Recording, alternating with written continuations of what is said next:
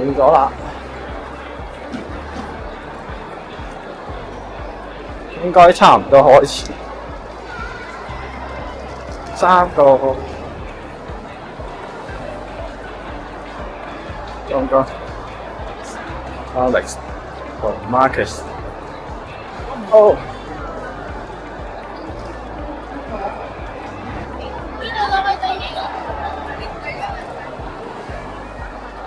Summer 佢哋都到咗啦，坐喺前排。請問姓咩㗎Edward。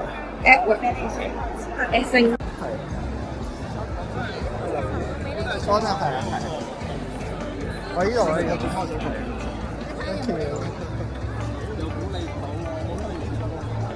好多，然之後好多。Hello。好多。我哋睇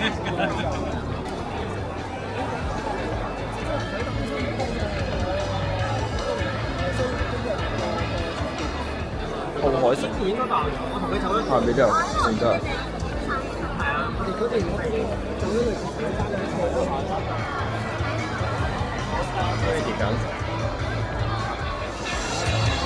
嚟到2026年香港4徑超級挑戰分享會，今日喺奧海城中庭嘅各位，如果你哋環繞住呢度都想坐咧，歡迎你哋坐過嚟啊！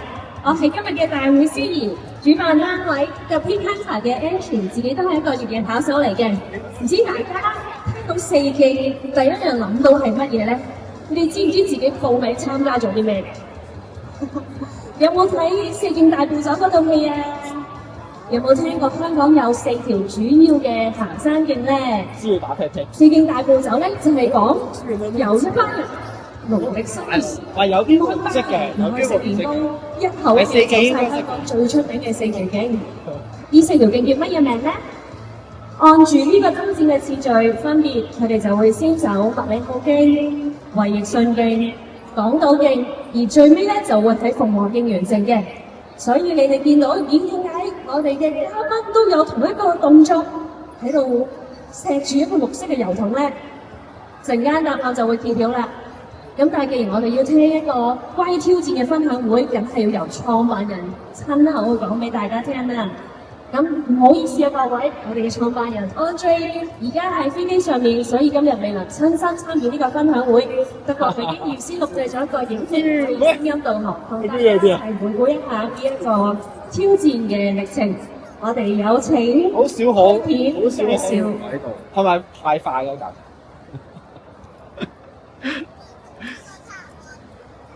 我拍咗嚟，冇聲。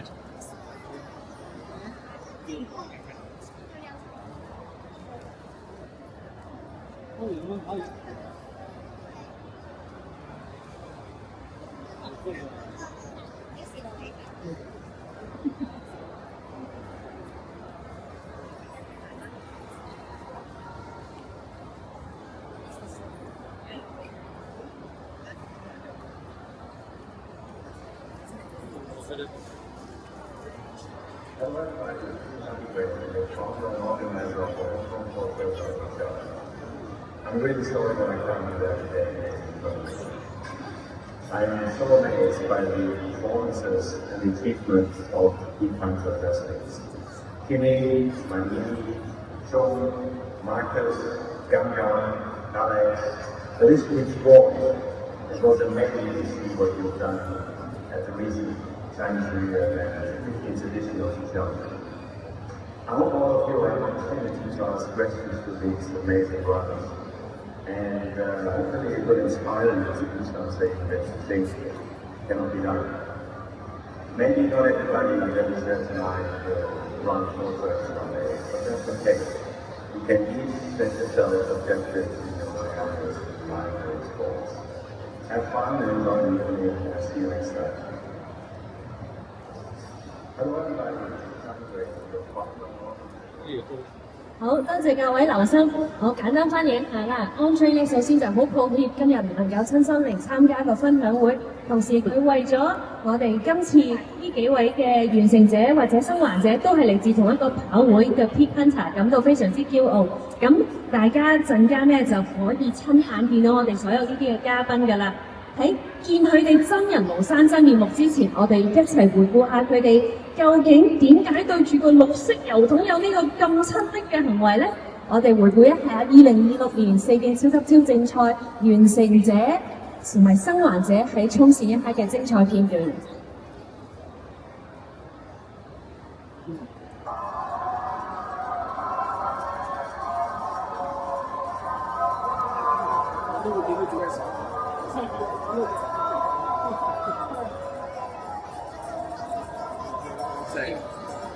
梗係啦，呢啲我拍，我就影到你哋。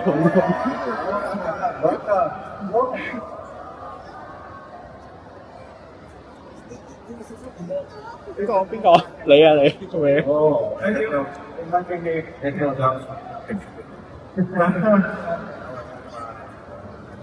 ，So you finished at pit 12. So what is that?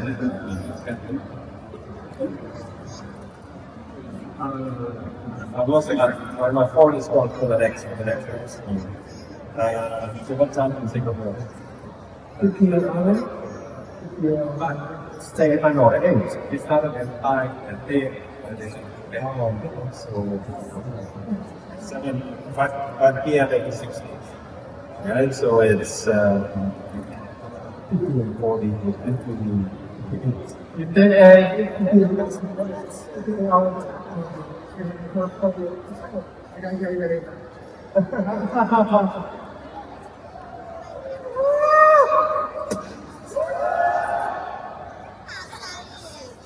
牙面，呢個嘅牙。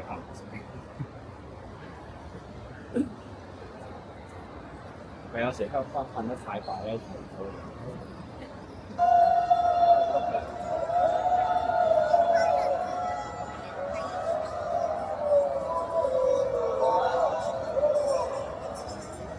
When people apply, then I often talk to people who've done it before on whether they would recommend the applicant. It's a bit like a reference letter when you apply for a job.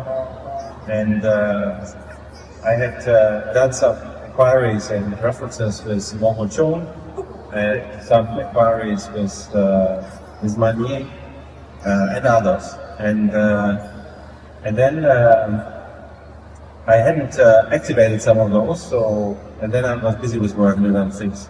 And then Manier started pinging me.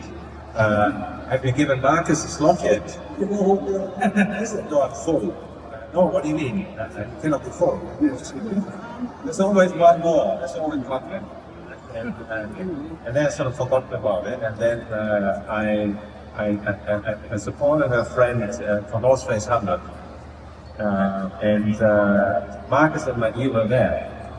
Marcus was in the start almost 2 minutes before start. And Manier was outside, and then Manier started yelling at him, "This is Marcus, you must let him in." So Marcus was quite confused about this, so he dropped out of North Face. Right? Yes. So obviously that unsettled his start preparation, but then eventually shortly after got a message in those. It's not. Yeah. Not that, of course, he would deserve it anyway, but. I'm really glad that he came. Apart from running very quickly, he was coming around the corner like Stelzer. There's one other thing about Marcus which you may not know. I've been able to observe this morning. He's able to shave himself without a mirror. You've seen it as well, Ben. I think that's really quite unique. So, first of all, I've never seen anyone shave on the 4 trails. Second one, I've never seen anyone shave without a mirror. Certainly, I've certainly never ever seen anyone do both at the same time.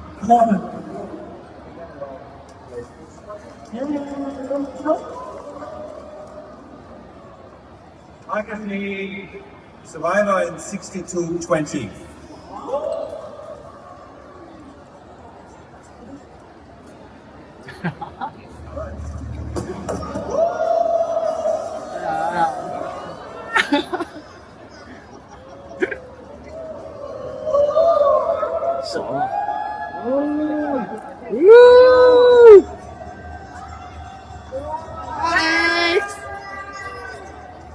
Alex!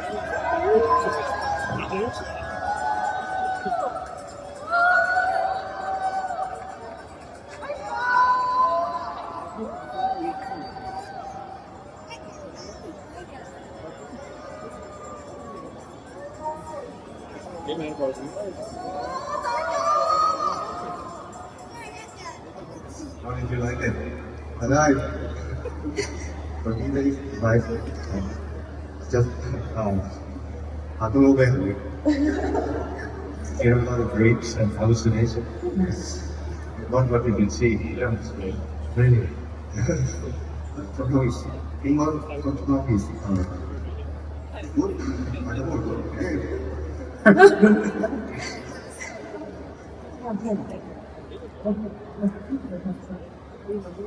What is reality here? Alex Kimo is 67.56.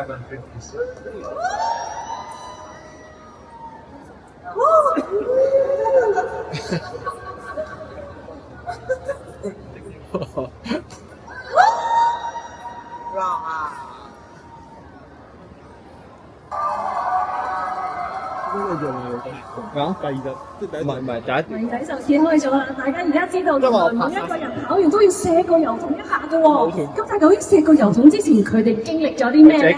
我哋而家就以最熱烈嘅掌聲邀請我哋跑會今年3個嘅挑戰者，會掌聲咧！我哋熱烈出場嘅戰隊，首先我哋有請金金。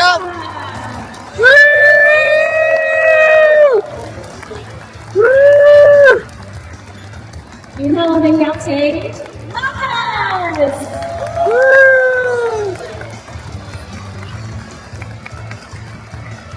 然後有請 Alex，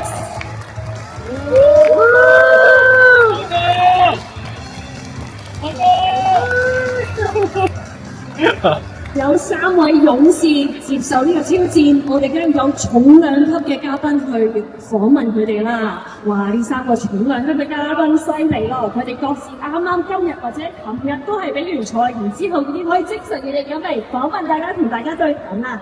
謎底咧都癲嘅上嚟喎。我哋今日好有幸係邀請到3位重量級嘉賓，分別係香港4徑挑戰暫時嘅紀錄保持者鍾生。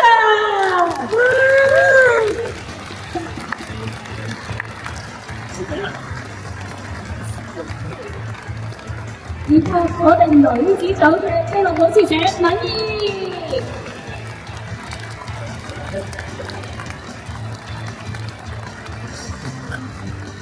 仲有4套挑戰4徑亦都成功失敗嘅 Kimi。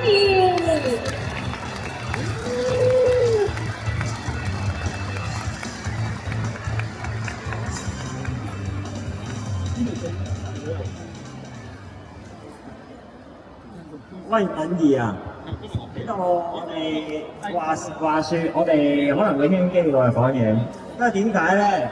話説我同阿敏儀早2日都參加咗一個100英里嘅比賽，其實係琴日起步，今朝衝線。咁100英里即係162公里啦，咁啊跑咗27個鐘，所以咧而家 wing 地啊2日冇瞓覺。不過我計過應該冇問題嘅。因為都未超過我哋跑4徑嘅時間，咁我哋呢個電量咧，呢個精神，呢個力量咧，應該係喺4徑度咧磨練翻嚟，得唔得？頂唔頂得住啊，敏儀？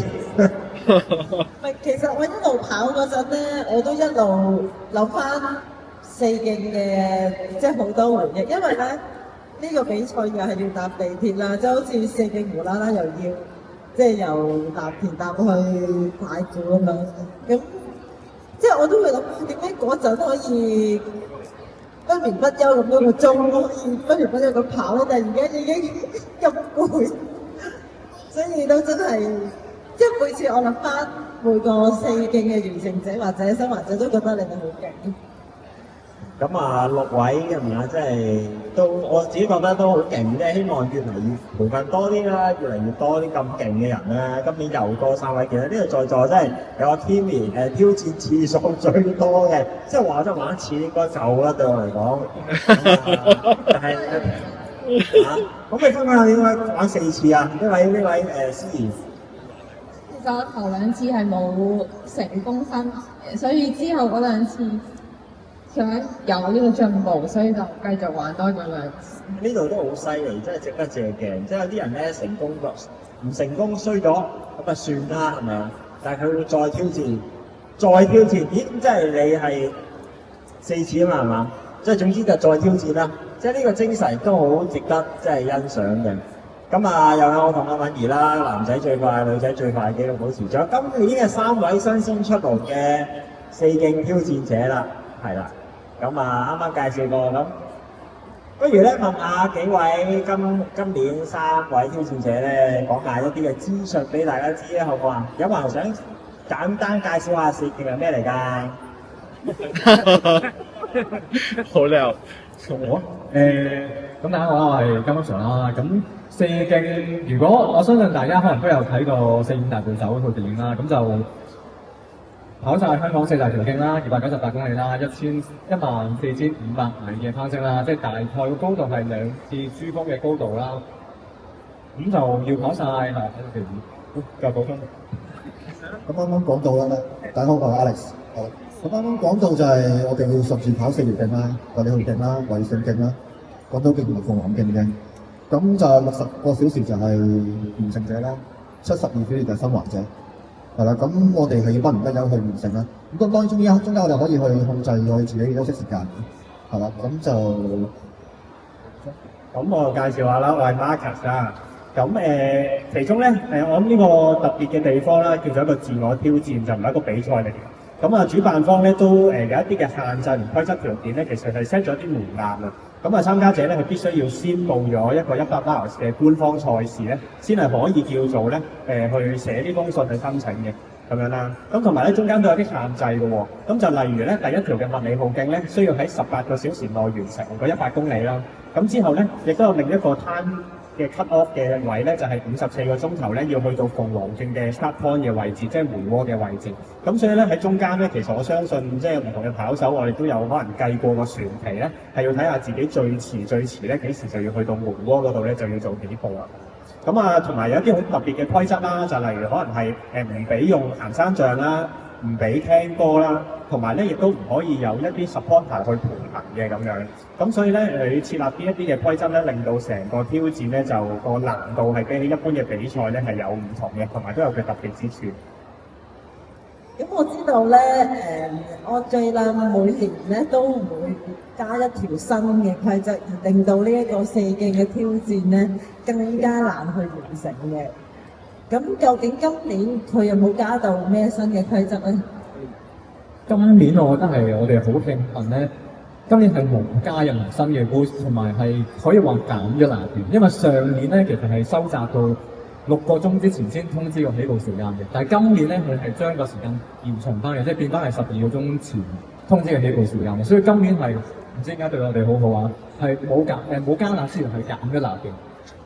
我發現呢個咧其實有少少棘嘅個位，即係雖然咧係覺得喺12個鐘前應該係即係好開心啦，即係有好多時間去充足準備啦，但係原來今年個 start time 咧係凌晨5點鐘啊！咁啊，作為一個香港人，年29其實都係要翻工嘅，咁所以其實咧去到即係5點鐘嘅時候咧，係我好慶幸啦，嗰日係提早收工，但係都係塞緊車翻入屋企嘅。咁所以咧，就算翻到屋企去食飯啊、去休息啊，其實都係得翻好少嘅時間。再加上就係我唔知其他跑手有冇咁嘅感覺啦，好緊張嘅，即係嗰段時間咧，好想自己快啲瞓着，但係越想自己快啲瞓着咧，就越喺度亂諗嘢。咁其實嗰晚咧，其實係變相係冇瞓到。我見到完全冇瞓到，完全想瞓但係瞓唔到。所以係啊，我哋係提早咗一晚係個腦部起步咗。我都講啦。咁咧，我年29係要翻工嘅。咁我收到通知嗰時係5點鐘啦。咁嗰時我喺條街度，諗住去再睇下有冇啲咩要安排啊、買補給咁樣嘅。咁跟住收到通知啦，咁我即刻就同support team講啦，喂啱啱通知咗5點起步喎，咁我要即刻翻去瞓覺食飯咯。咁所以咧我就同我嘅 support team 講，咁喂你幫我再計個時間啱唔啱啦？啲船期、地鐵啊嗰啲時間先改動啦咁樣。跟住我就即刻翻屋企去休息。咁但係咧真係瞓唔到嘅，即係其實我喺8點鐘已經瞓喺張床度啦，但係我係一路碌下都係擘大隻眼係瞓唔到，應該瞓咗1個鐘都唔知有冇，就要起身。可唔可以講下咧？嗰個船期對呢個挑戰個影響喺邊度？佢幾時會出現搭船同埋個影響會點咧？因為都上年咁計啦，上起夜晚起步，咁參加者如果要升華或者完成到好啦，你係要追一個凌晨嗰個最遲嗰班船去嗰個飛步，如果唔係就基本上已經係等3個鐘，因為佢嗰個船期係12點鐘，跟住就到3點㗎嘛，咁係加3個鐘嘅，係好影響之後嗰個進度嘅。咁但係今年我哋呢個時間就船期就如果我係全世新環就 OK 嘅，即係都係要話等咗朝頭早起步，不過之後都有船。但如果似間通常咁要完成咧，就真係要追船。我諗我就咁啱夾咗喺中間啦，因為其實咧去到港島徑起步之前咧，咁嗰陣都有一個思考嘅位置嘅，就係究竟追唔追3點船？咁我當時咧應該大約可能係7點半完咗衛徑啦，夜晚係啦。咁如果要追3點船嘅話咧，計埋我搭車過去石澳咧，可能都有大約可能7個半鐘至8個鐘嘅時間咧，去完成一條50公里嘅港島徑嘅。係啦，咁呢個時間咧對我嚟講咧，可能係都算係足夠。咁但係咧嗰個消耗咧同時間都好大。咁所以咧我就咁啱，即係我諗其實喺主辦方嘅時候咧，喺 set 個起步時間咧，我諗佢都定咗一啲嘅起步時間嘅原因，其實就係想用一個船期咧嚟幫大家做一個完成者同生還者嘅劃分啊。咁所以咧我就咁啱夾咗喺中間啦。咁就喺呢個追唔追3點船當中咧，咁我就選擇咗都係唔追，係啦。咁啊選擇咗爭取多少少嘅休息時間。咁所以講到船期嗰度咧，其實一早我已經 set 咗一啲嘅 Excel 表咧去計算嘅。咁所以預計咧自己大約都會喺嗰一啲嘅時間度去做調整啊，或者追唔追船係俾決定。啱啱講起話安車咧，即係主辦人咧，佢係每一年佢都會嘗試去 set 嗰個起步時間咧，去令到啲選手係卡起，可能係搭唔搭到地鐵啊，搭唔到船期嘅，即係唔係淨係船期，搭唔到地鐵都係一個問題。咁今年咧，其實安車佢喺其中一個 story 入邊咧，佢有講過話 That's why 我 set 呢個時間起步。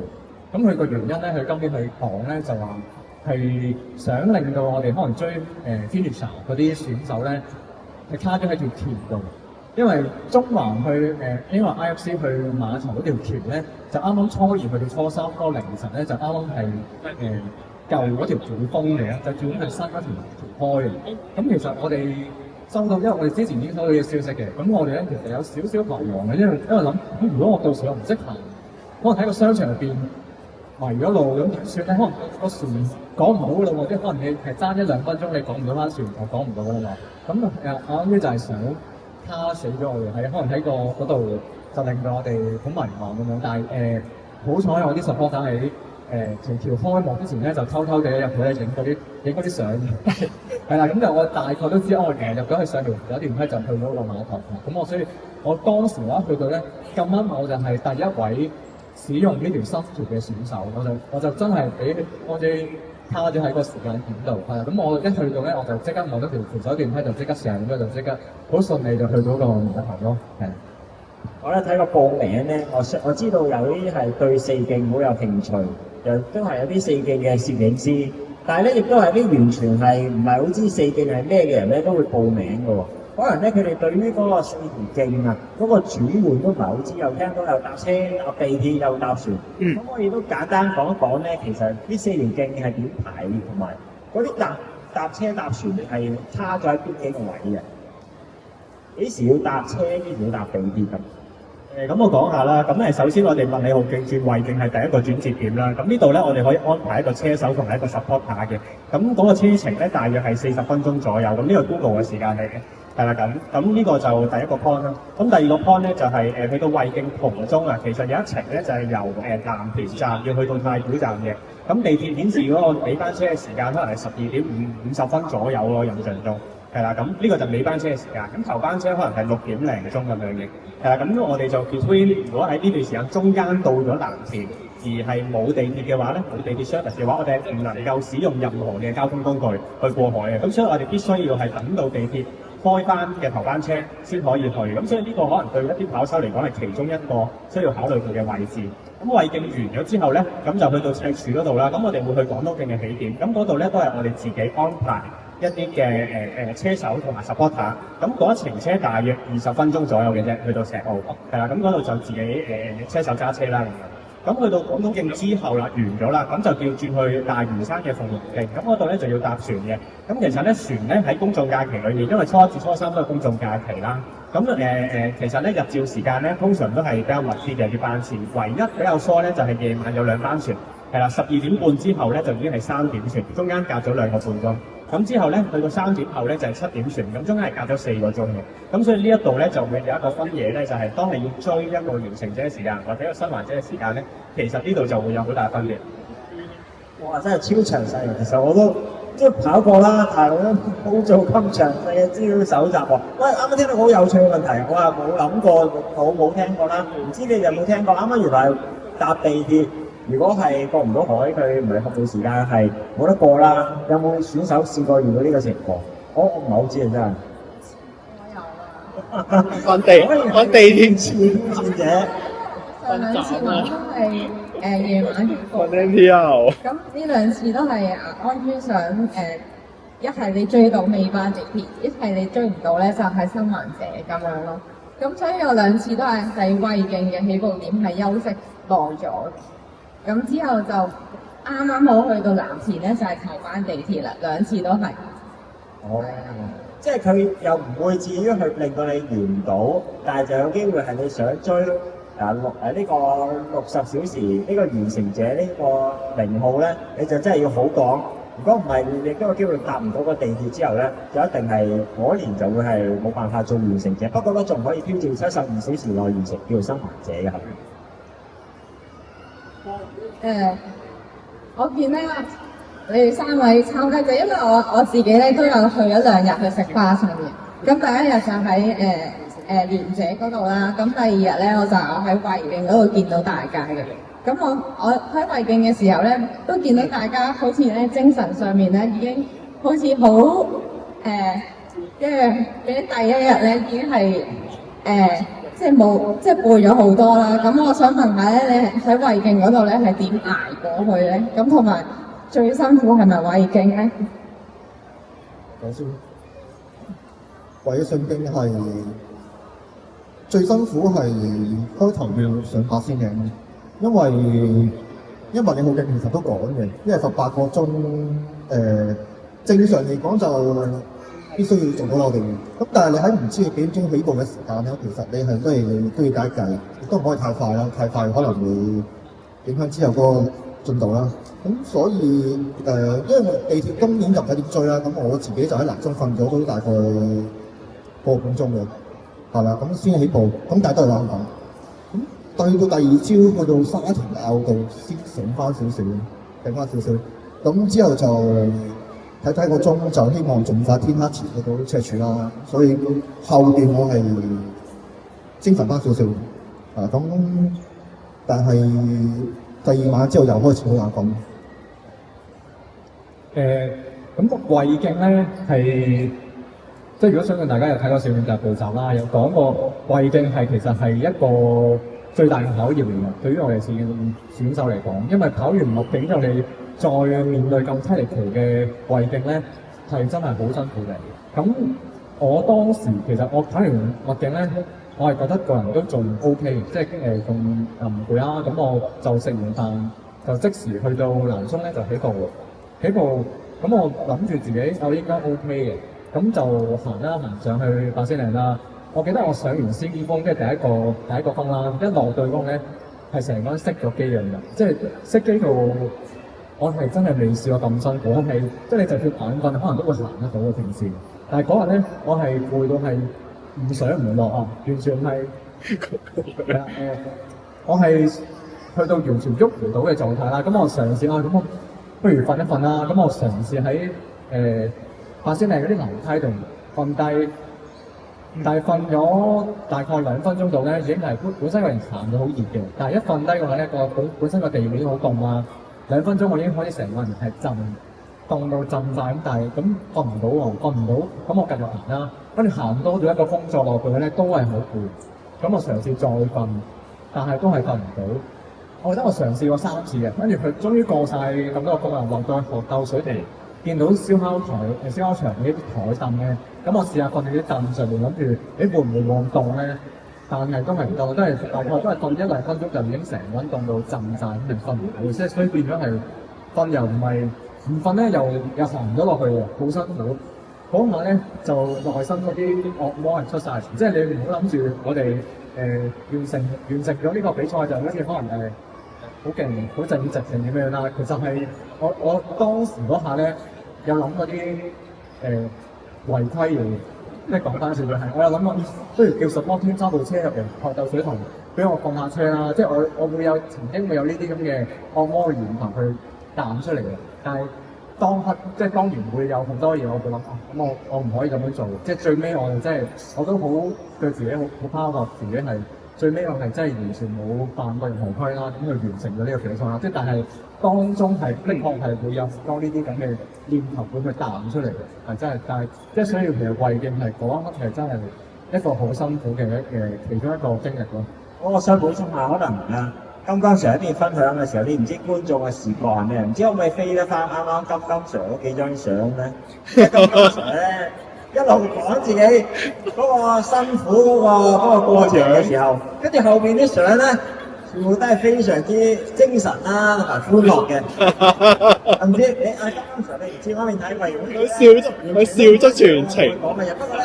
正就係咁，但係亦都好多謝金剛 Sir分享一樣，即係內心嘅，即係表面睇係好啊好勁嘅衝線嗰下，其實咧超級高低起跌，甚至乎金剛 Sir 都分享一下，即係哇內心啲扭曲啊，或者係猶豫啊，呢個我非常明白，但能唔能夠堅守到你自己本身嗰個操守，呢個真係一個非常大嘅考驗啊！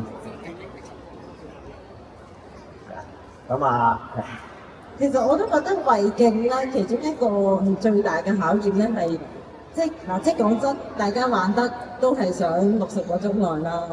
咁去到胃鏡嘅時候，你就會不斷喺度諗，我做唔做得到60個鐘？因為你發咗慢咗，或者你有出狀況咧，就好影響之後啦。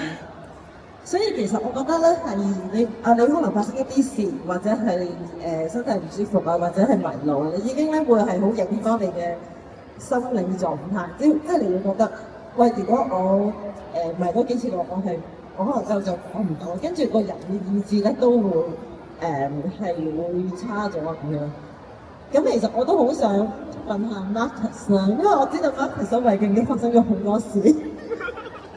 因為我都一直有睇你哋 live chat 啦，咁我見到你咁入鏡嘅，即係金剛 Sir 同 Marcus 喺入鏡嘅完成時間都係好靚嘅，都係可以做到60個鐘內嘅。咁但係咧，我知道喺胃鏡就會發生咗好多事啦。所以Marcus 分享一下。可以啊，因為其實咧大家都一直喺度講咧，胃鏡係會難過鳳凰鏡嘅。咁因為佢係第二條徑啦，咁但係咧，其實佢係得78公里嘅啫。咁歷史上咧，應該咧玩過4徑嘅人裏邊咧，得2位參加者咧係真係做到胃鏡同埋快過個胃鏡嘅。咁其中一位就喺隔離咧就衝上啦。咁我好唔信邪嘅，即係我自己就覺得都既然係跟得衝上學嘢嘅，咁佢都試下啦咁樣。咁所以咧，我其實 set 咗個目標咧，就係想咧都想係胃係快過胃嘅。咁但係唔知點解咧，就真係好邪嘅，我覺得呢條徑。即係啱金剛 Sir 講到喺8仙里開始唔舒服啦，咁我唔舒服嘅位咧都係喺8仙里開始，咁一上8仙里咧嗰陣係夜晚唔知9點11點咁樣，係啦，咁嗰啲時間啦，咁夜晚自己一個上8仙里係都幾陰風陣陣嘅，咁個胃就開始唔舒服啦咁樣，咁跟住咧我就一路嘔啦，係啦，咁嘔住咧其實都跑唔到，咁再加上咧天氣又開始越嚟越凍啦。咁所以咧，其實喺8仙里嗰一程咧，其實係相當辛苦啊！咁幾經辛苦，終於捱到落去太和啦。咁去到太和咧，去到71，咁諗住咧買一啲嘅胃藥去幫下自己啦。咁買咗一啲正露丸咁樣。咁我其實唔識呢隻藥嘅，我以為咧係製丸咁樣食嘅。咁因為佢個樽咧其實好細嘅，陣間個樽其實都帶咗嚟，不過就喺supporter 度。其實有相嘅應該係啦咁。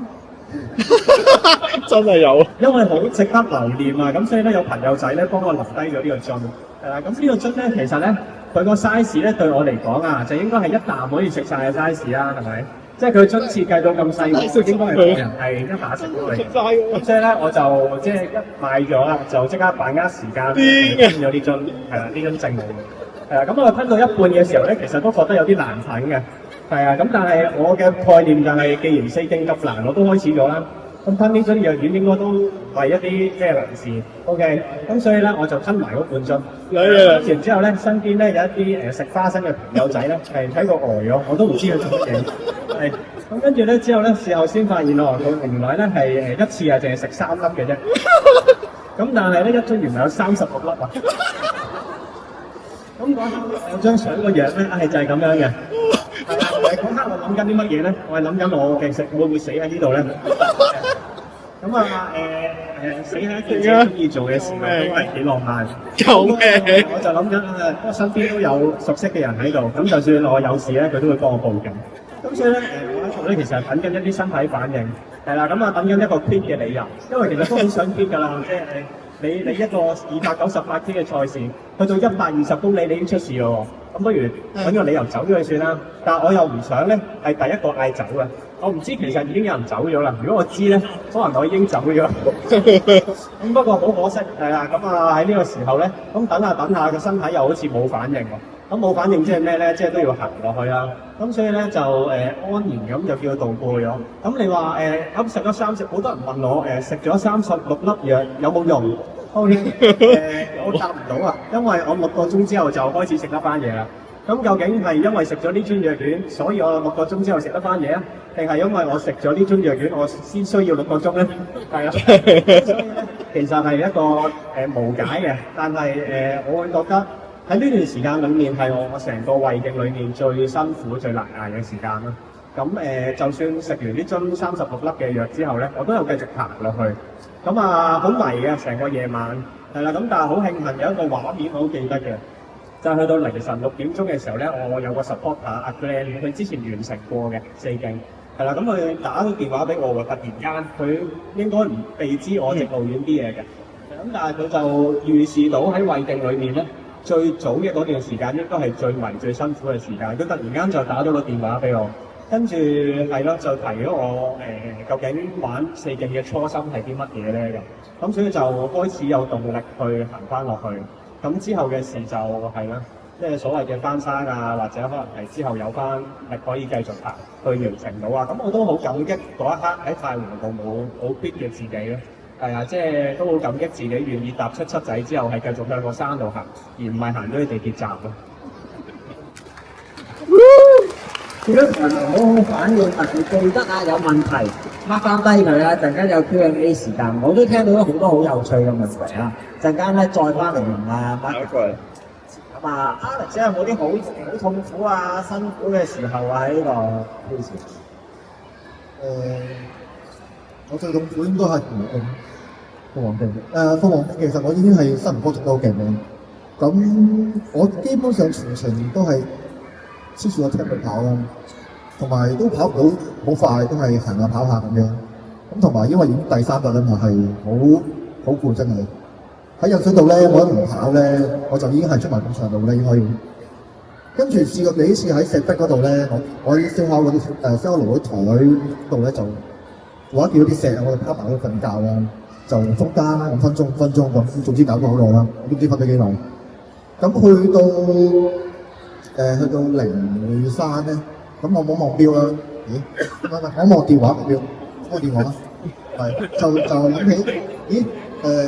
如果咁搞法，可能玩到2、3點嘅喎，不如試下早少少到啦，即係11、2點，咁大家唔辛苦，搞好自己，咁等大家可以早啲收工翻去瞓覺啦。係啊，咁但係咧去到鳳凰山就膝頭哥痛啦，都係就落唔到啦。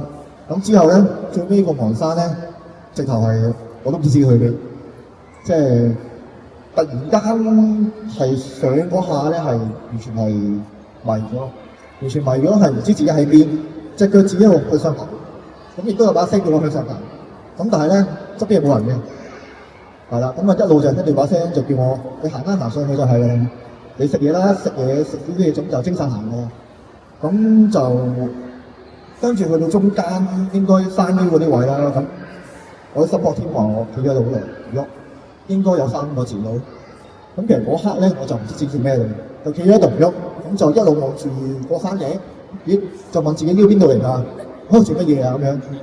咁就一路原地打圈咁樣就搞咗10幾分鐘，到突然間一刻醒咗咧，我已經喺個山頂度啦。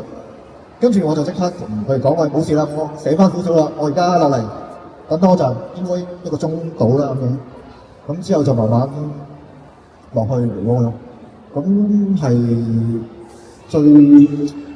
最難忘咯，因為我真係未試過，即係有幻覺，我試過啦，玩過長距離，亦都知道會見到啲樹葉啊、啲石頭啊，好似會見到人咁嘅。咁但係今次係真係迷幻到咧，係完全唔知自己喺邊嘅，完全諗緊自己做乜位喺度做啲乜嘢咁樣嘅，係真係第一次。嗰日係好深刻嘅。咁你總共瞓咗幾多個鐘啊？其實今次4徑。我喺車度嗰次車南速同埋赤柱都瞓咗2個鐘啦，接近。咁中間我諗每次瞓得5分鐘咯，我唔得瞓得耐，因為其實都瞓唔到，因為太大風唔得山度。咁喺太和食完杯麵，我想揾地方匿下瞓下先嘅。咁但係又發覺冇喎，咁咪繼續行咩？咁行下就上到去中間咧，突然間有狗吠我啦，吠一吠咁我醒咗啦，就啱啱天光咁又有個精神咯。咁但係朝頭早跑咗就 OK， 但係你話如果我停喺度嘅話，就會好眼瞓，咁又係瞓5分鐘咁樣。我分享下咧，其實幻覺呢樣嘢咧，每年都好多人都中意問，因為唔係好多人會即係試過呢種感覺啊嘛，即係每年都好中意問。但係咧，可能我啲試完4徑嗰啲咧，就好中意成日咁樣糟質自己喎，即係間唔中咧都會唔夠瞓。所以點解敏儀會問佢你瞓咗幾耐啊？咁其實咧，你係唔夠瞓，連續地幾日唔夠瞓咧，咁就會出現幻覺。我真係分享下，真係搞笑係。今朝凌晨去到港島徑。上咗舊山頂度，我唔記得幾多凌晨，可能3、4點啦，仲未天光嘅時候咧，我就出現幻覺啦。因為我係已經琴日凌晨起步冇瞓啦，前日瞓得唔好啦，跟住今朝凌晨就超級唔夠瞓啦。跟住我同阿敏儀比緊賽啊嘛，我就同阿敏儀講過咩咧？我平時同我仔打機嘅時候咧，就會用嗰啲 terms 嘅，跟住喂你我叫阿敏儀喂你夠鐘要打地啦咁，跟住敏儀話。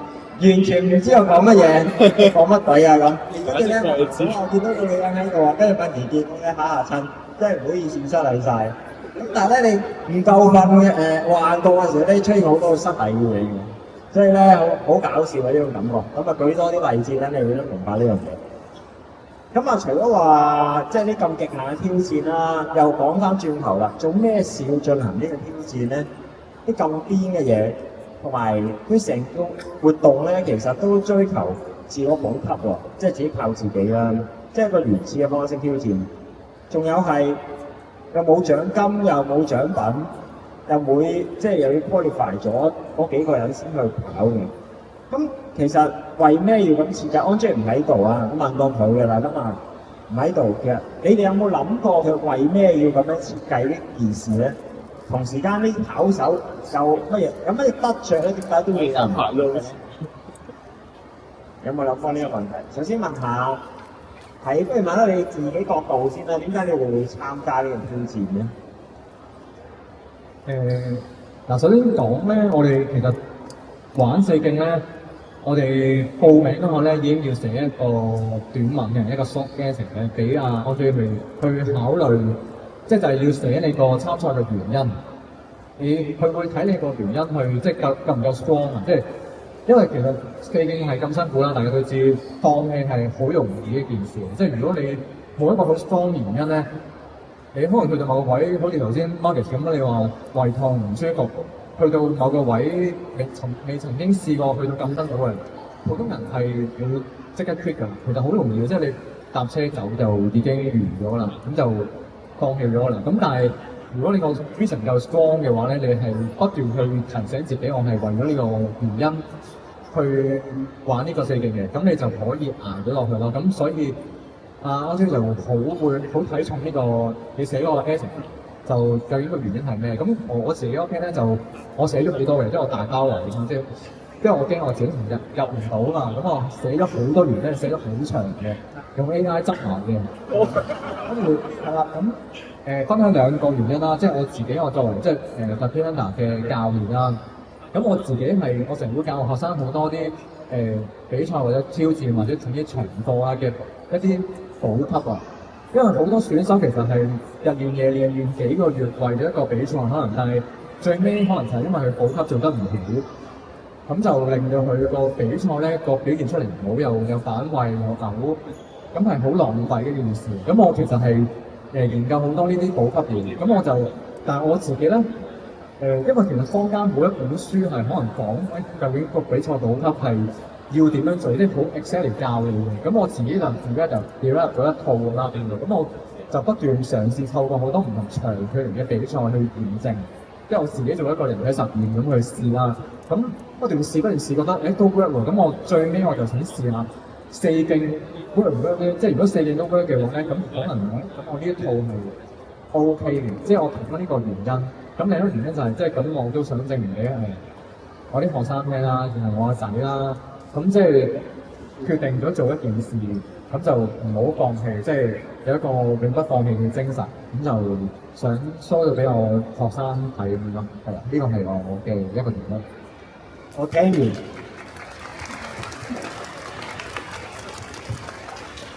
我聽完金金嘅分享咧，我需要成為金金嘅其中一個學生因為我的確係個胃即係唔舒服啦，咁其中一個原因好可能都係同補給有關。咁講起點解要參加四徑啦，咁我自己咧，其實呢2-3年都好多時係 focus 喺，我唔知啦，即係大家咧作為一個可能跑開越野跑嘅朋友仔，即係唔好話跑手啦，即係我覺得即係個定義好唔同。咁其實對時間上或者速度上都越嚟越追求得多嘅，即係相信你投放得越多時間，對自己嘅期望都會越高。咁我上年去參加咗一個叫 UTMB 嘅比賽啦，都係一個國際性嘅比賽。咁我定咗一個都頗為高嘅目標俾自己。咁喺個過程其實好辛苦啊，即係成個6、7、8月暑假期間要投入訓練，仲要去加量去操咧。其實每一刻真係唔好講四徑嘅挑戰當中嘔啊，其實喺每一次訓練其實基本上都係跑到嘔嘅狀態，係好難受。咁喺嗰個時候跑 UTMB 中間，我就經歷到啱啱金金所講咧。就係話去到一半嘅時候，發現自己好似有機會追唔到個時間定係點？咁有一啲好低迷嘅時間咧，其實係會好多自我懷疑嘅，係會不斷咁責備自己啊，怪責自己好似冇盡力，或者盡咗力都做得唔好啊咁樣。咁去到 UTMB 中間嘅時候，其實係好唔愉快個經歷。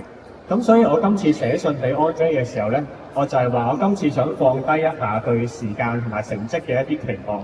我同聰 Sir 講，我話我參加四徑，我個目標時間咧，我特登講我係61個鐘。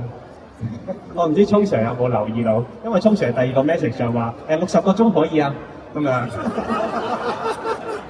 驚到。咁我升61個鐘咧都有個原因，因為我之前咧都有問過敏儀咧，其實我覺得好幸運啊，即係可以喺2位紀錄保持者嘅即係底下咧。去參加呢一個活動咧，令到我信心都大嘅。咁我有問過敏儀嘅，即係我點樣去定一個目標嘅時間咧？咁敏儀就話計翻同自己同埋聰 Sir嘅時間咧，大約可能係 UTMB 完成時間乘2咁樣。咁我 UTMB 咧就30個半鐘，係啦。咁所以我乘2就係61個鐘啦咁。咁所以咧當初咁講咧，即係都係講笑咁講啦，即係意義上係啦。咁但係咧心底裏我都 set 咗一個60個鐘嘅時間表俾自己。咁但係咧，我今次應承咗自己，我真係唔追時間。咁所以咧，去到港島徑咧，聰 Sir 都有問我會唔會試下去追嗰班船啊咁樣。咁我當刻都諗咗一陣。咁但係我基於我自己今次玩呢個挑戰嘅原因，咁我選擇咗唔追。咁但係去到鳳凰徑嘅時候，我就想話翻俾大家聽，我唔追嗰個時間，唔代表我放棄咗呢個活動。而係我都一樣用我最努力嘅速度或者時間去完成呢一個活動。咁只不過呢一個 benchmark 就唔係大家嘅 benchmark，即係大家嘅 benchmark 可能係講緊60個鐘以內就係一個完成。咁但係對我嚟講，我覺得做到我自己滿意嘅時間，我就即係會開心啲。咁所以我會覺得喺呢個挑戰裏面最大得到嘅地方就係會更加尊重自己嘅身體，同埋更加想愛惜自己多啲。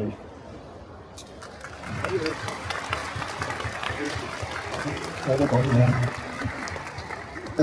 我就其實我想講翻自己當初行山嗰個心情，嗰個初心啦。因為我即係我自己行山啦，係行咗10年啦。咁藝人節我第一年參加係2014年，咁嗰時咧我行咗40個鐘嘅，即係40個鐘咧應該係行到我瞓得我行。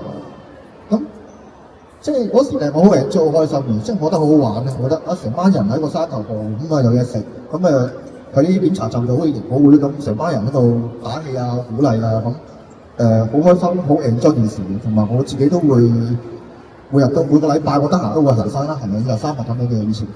咁但係隨住而家即係呢幾年啦，啱啱 Marcus 都講過啦，其實有少少追逐時間，即係好似迷失咗咁樣，有時唔知跑嚟做乜嘢，唔知行做乜嘢。我行山練山都係可能純粹係為練咯。我今個禮拜我練乜嘢，練幾長，我要達到嗰個里數就算㗎啦。亦都唔enjoy個山啦。好似行過啲好靚嘅山，我譬如大帽山咁樣咧，我都係行過。到啦，去坡頂我就落去啦，就即刻行完就走啦。即係完全係好似冇咗以前嗰個享受，係啊，為練而練。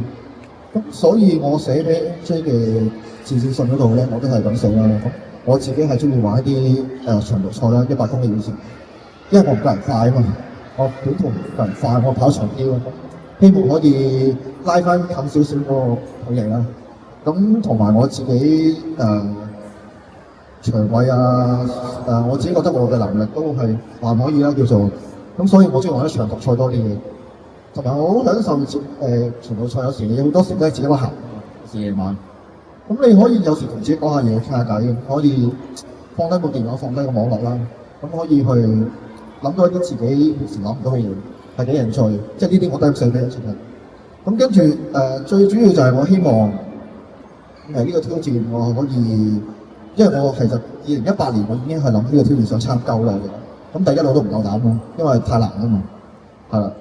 咁但係上年就俾阿 Grant 鼓勵到咧，咁我係2月尾，我上年嘅4月1日咧我就遞表咗你嘅，即刻遞嘅，係。咁同時嗰時我係用 Google 翻譯嘅，因為英文唔叻，係咁我就總之都係寫翻我想講嘅嘢俾你聽咁樣咧，咁就等到啱啱11月就知道有運啦。咁我都係希望可以證明俾自己睇，我都有嘢可以做到嘅。都希望自己可以做一件自己可以值得驕傲嘅嘢咯，同埋對佢身邊嘅人去追夢。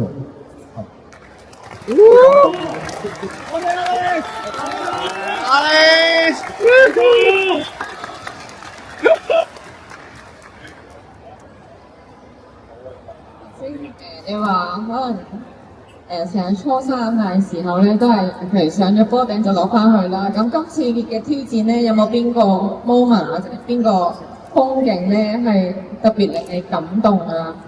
或者同平時可能你跑過嘅時候，覺得有另一個體會咧？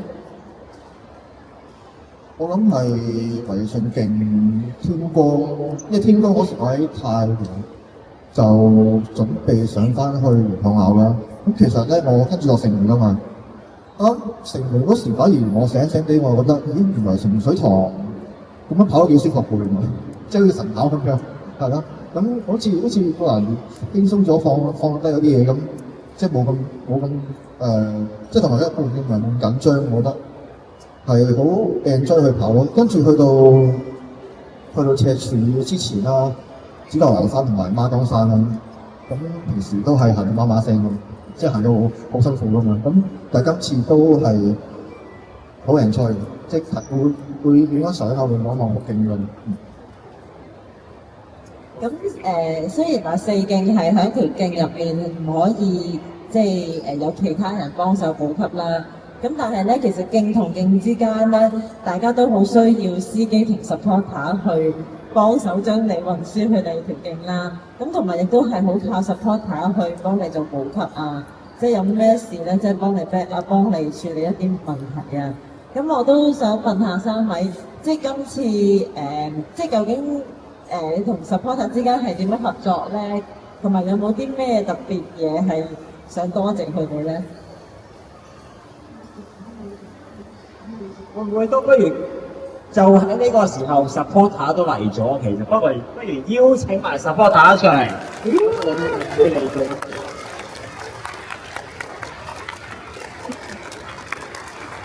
咁我哋邀請3位挑戰者嘅 supporter 啦，就上嚟啦。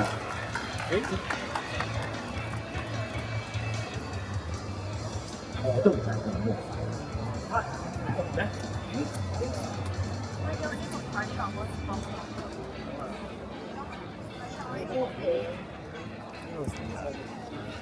呢個暫時冇，係暫時。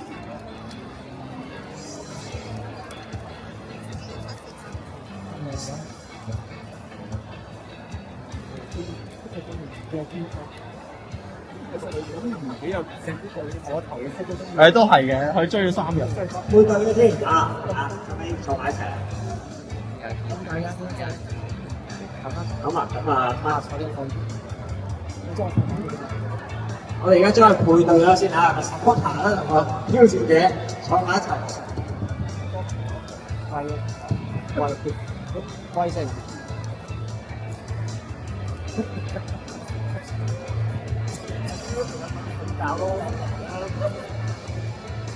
咁我講下啦，係啊，咁其實咧玩完4競之後咧，有啲人都問我會唔會再挑戰多次成為呢個完成者啊咁。咁我個回覆咧都係我自己咧，其實你話要走呢298咧，即係可以嘗試一下，但係我覺得咧喺背後咧其實好辛苦咗我啲 supporter。即係我諗我自己跑喺當中咧，望下風景啊，即係同啲途人打氣、吹下水啊，其實又完咗又有成就感啊咁係 OK 嘅。咁但係咧 supporter 咧，其實背後咧係冇鎂光燈嘅，即係佢哋純粹係默默咁付出。咁所以咧我就會覺得咧，我自己玩一個挑戰嘅時候，第一次大家都好支持我，好 support 我。咁但係去到第2次，咁呢件事就變咗好似麻煩到 supporter 嘅一樣嘢啦。咁所以咧，我自己短期內啦，即係我暫時未有呢個諗法咧，就係話再挑戰。咁其中一個原因咧，就係我都好擔心，即係 supporter 其實背後好辛苦啦咁。咁但係咧呢種辛苦咧，係我自己嘅角度裏面睇咧，其實我都冇親口咧去問翻咧我啲 supporter 當中嘅一啲心路歷程，即係包括可能睇到我啲時間越嚟越甩 target 啊，或者可能係究竟因為咧其實我都補充少少啦，我喺麥徑嘅時候完咗啦，轉胃徑當中咧係飲咗個好好飲嘅湯嘅，超級好飲。咁呢個咧就係我 supporter。咁都係開心兩個高嘅。咁所以我都好想即係聽多少少究竟中間準備啊，或者個心路歷程啊，咁不如都交啲時間咧俾 supporter 我分享。其實咧做 supporter 咧就真係冇 Marcus 跑咁辛苦嘅，但係因為我自己其實冇咩經驗，即係之前咧就係、可能啲短途或者長途少少可能 B 仔咁樣，係 support 佢1-2次咁樣，但係短途啲通常佢自己搞掂㗎。咁去到一啲即係298公里咧，其實我自己都好難想像一個幾長嘅距離啦，同埋即係同埋佢其實食嘢嗰度咧，其實真係要好緊要啦，即係對佢，因為我哋係要隔10幾個鐘先會再見翻佢嘅。咁所以喺麥徑嗰度咧，我就諗其實有啲乜嘢佢食完之後個胃會舒服啲，咁所以我就煲咗湯俾佢飲啦。咁係特登咧，係事前咧係 Google 咧問 AI，咁有啲乜嘢湯咧係對佢胃會舒服啲？咁就係呢個淮山魚湯，係啦。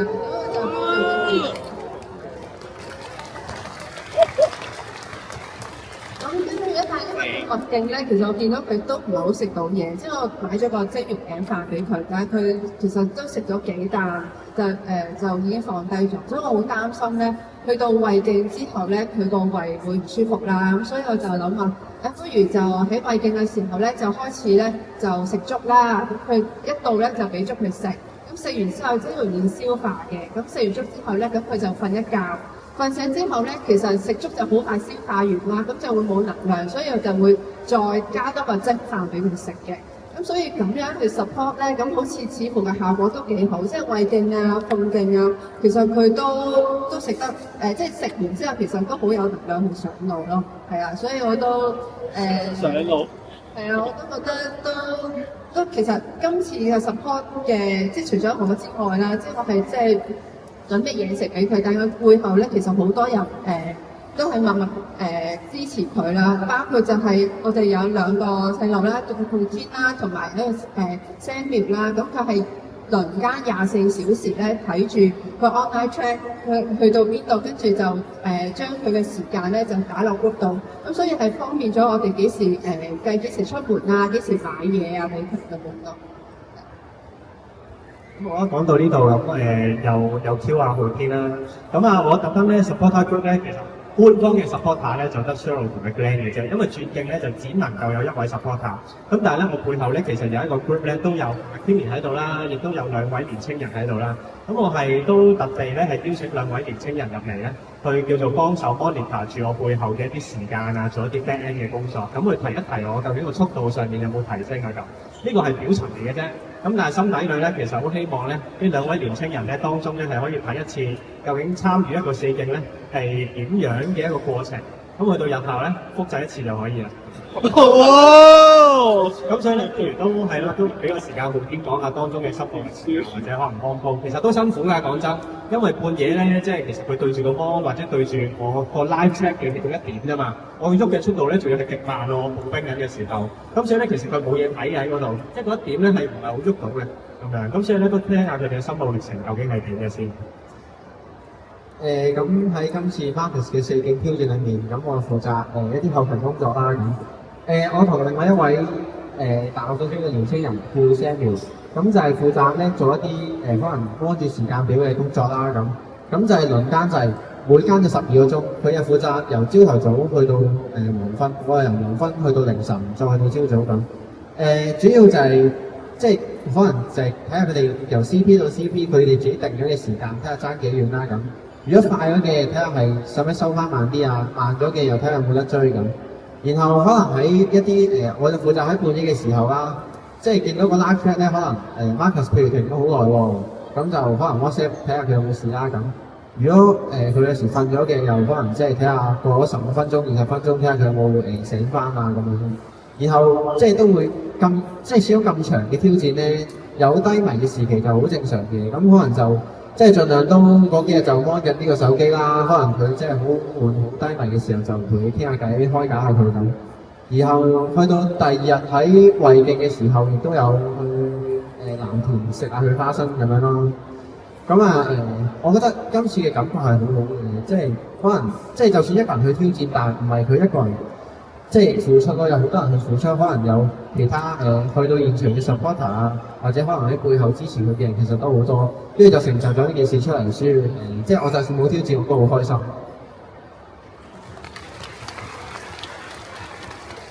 我諗呢個都係我其中一個參加4徑嘅原因啦，即係我自己都係即係本質咧都係做緊一啲青少年工作，咁所以好希望藉住呢次挑戰咧，都俾身邊嘅青少年去感受或者睇到啦，其實有啲嘢堅持咧都可以去做到嘅。咁不過除咗我之外啦，咁當然啦，其他參加者咧嘅 supporter 咧，我相信嘅付出都好多，因為我哋之間咧 support group 咧都有交流一下，去分享下一啲嘅物資狀況啊，或者嗰日嘅天氣狀況，又不如聽下其他人嘅分享喎，你點解？或者我介紹下個 support 先啦。首先我自己做 support 嘅時候咧，我就要諗第一啦，我有一個有經驗、有 support 經驗嘅人啦。咁其實我嘅車手就係 Jeffrey， 咁今日佢唔在場。咁但係咧，佢已經係成功將我同 Grace 送翻去油桶啦。咁係好犀利嘅。咁佢係幫我諗晒所有嘅計劃啦，即係我應該瞓幾耐，食啲乜嘢，我去下一站去幾耐，用咩嘅策略去走，即係佢幫我冇晒，唔使諗其他嘢㗎啦，係嘛？咁另外咧就係身邊嘅位康娜啦，咁我女朋友嚟嘅，咁就其實佢同我講就話冇乜support經驗啦，咁我就同佢講啦，我相信我去到最尾嗰一刻就我見到想見可以了解我嘅人，佢同我講鼓勵我係緊要過另外一個即係可能好慢熱，但係可能唔好熟悉嘅人去幫你去做得嘅，係。咁同埋就係阿比啦，阿比係我見到個 support 彈嘅，但佢好犀利嘅，佢同時 support 兩位嘅射擊跑手，係嘛？我諗佢都好辛苦嘅，因為我聽翻啦，其實佢當完我喺臨終之後咧，已經係即刻可能翻屋企瞓1-2個鐘就即刻要去第二出去幫金水，咁轉頭都可以俾你分享下，或者你。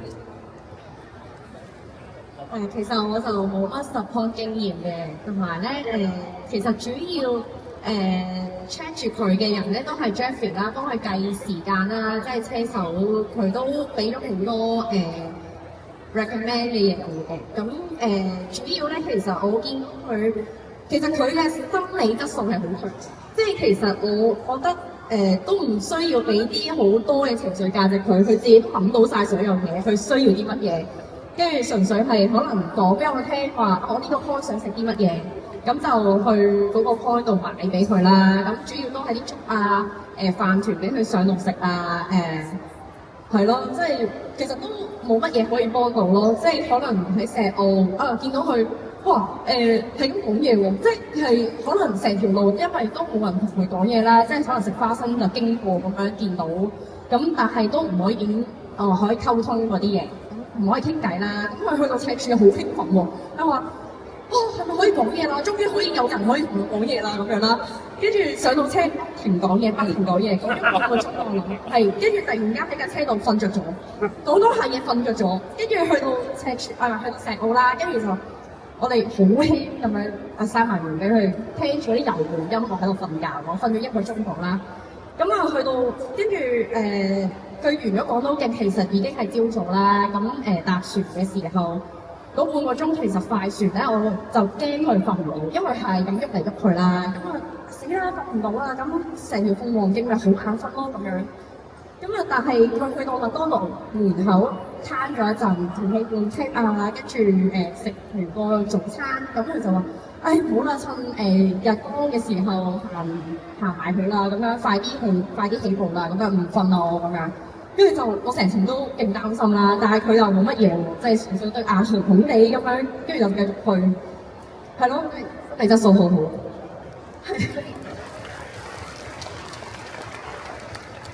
我補充下啦，頭先就話過好多嘢講，其實咧因為我喺圍勝嘅中段咧就收到消息就即係有選手就因為嗰啲原因就俾人終止咗比賽啦。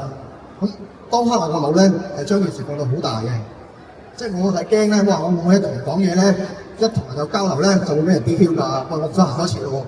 但係呢度同埋我嗰時即係好驚，即係同埋去到啲南市區嗰啲咧，真係好驚有啲安 J 嗰啲臥底啊喺度卧坐咁樣啊，所以咧其實有啲朋友有行過見我想睇下我咁樣啦，咁但係我都唔敢同佢講嘢嘅。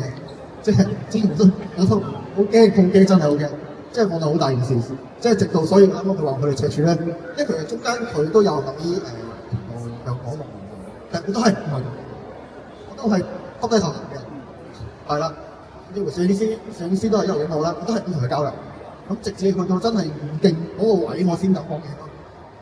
但係真係嘅呢個係因為你好攰啊，好攰嘅情況下咧，你係將件事放到好大咯。咁或者我同阿比有冇啲咩想？少少補充資訊咧，係安 J 對於個賽例執行都嚴格，都有人投訴嘅。我嗰年跑都有人投訴，不過就冇成立啦。咁而今年係挑戰過程中有即係首位都係被 DQ 做喎，因為有啲賽例違反咗，因此就被 DQ，所以都見到 Alex 聽到嗰下真係我睇得出你真係好驚嗰下咯。好，咁我係阿比啦，咁就都多謝翻2位選手邀請我去做 supporter。咁其實咧講翻對 supporter 嘅少少點評啦，咁係其實我今次唔係第一次 support 4徑嘅選手，咁我上1年咧都有 support 另外一位嘅4徑嘅選手，最年輕嘅阿 Glenn 啦，咁就完成咗4徑。咁喺上一年嘅經驗，俾我同今一年咧係完全唔同嘅兩個嘅感覺。咁我可以分享少少上一年嘅感覺啦。咁其實上一年我係負責翻阿 Glenn 嘅最後遊喺中環碼頭，跟住咧就搭船去梅窩嗰一段。嗰次係好緊張嘅。其實個緊張嘅內容咧，唔係我自己俾自己，而係身邊嘅所有人。佢哋會將阿 Glenn 食剩嘅嘢俾晒我，食剩嘅俾晒我攞上船啦。佢係驚阿 Glenn 冇嘢食，咁好啦，我就帶咗好多嘢，好多唔係需要帶嘅嘢上咗船。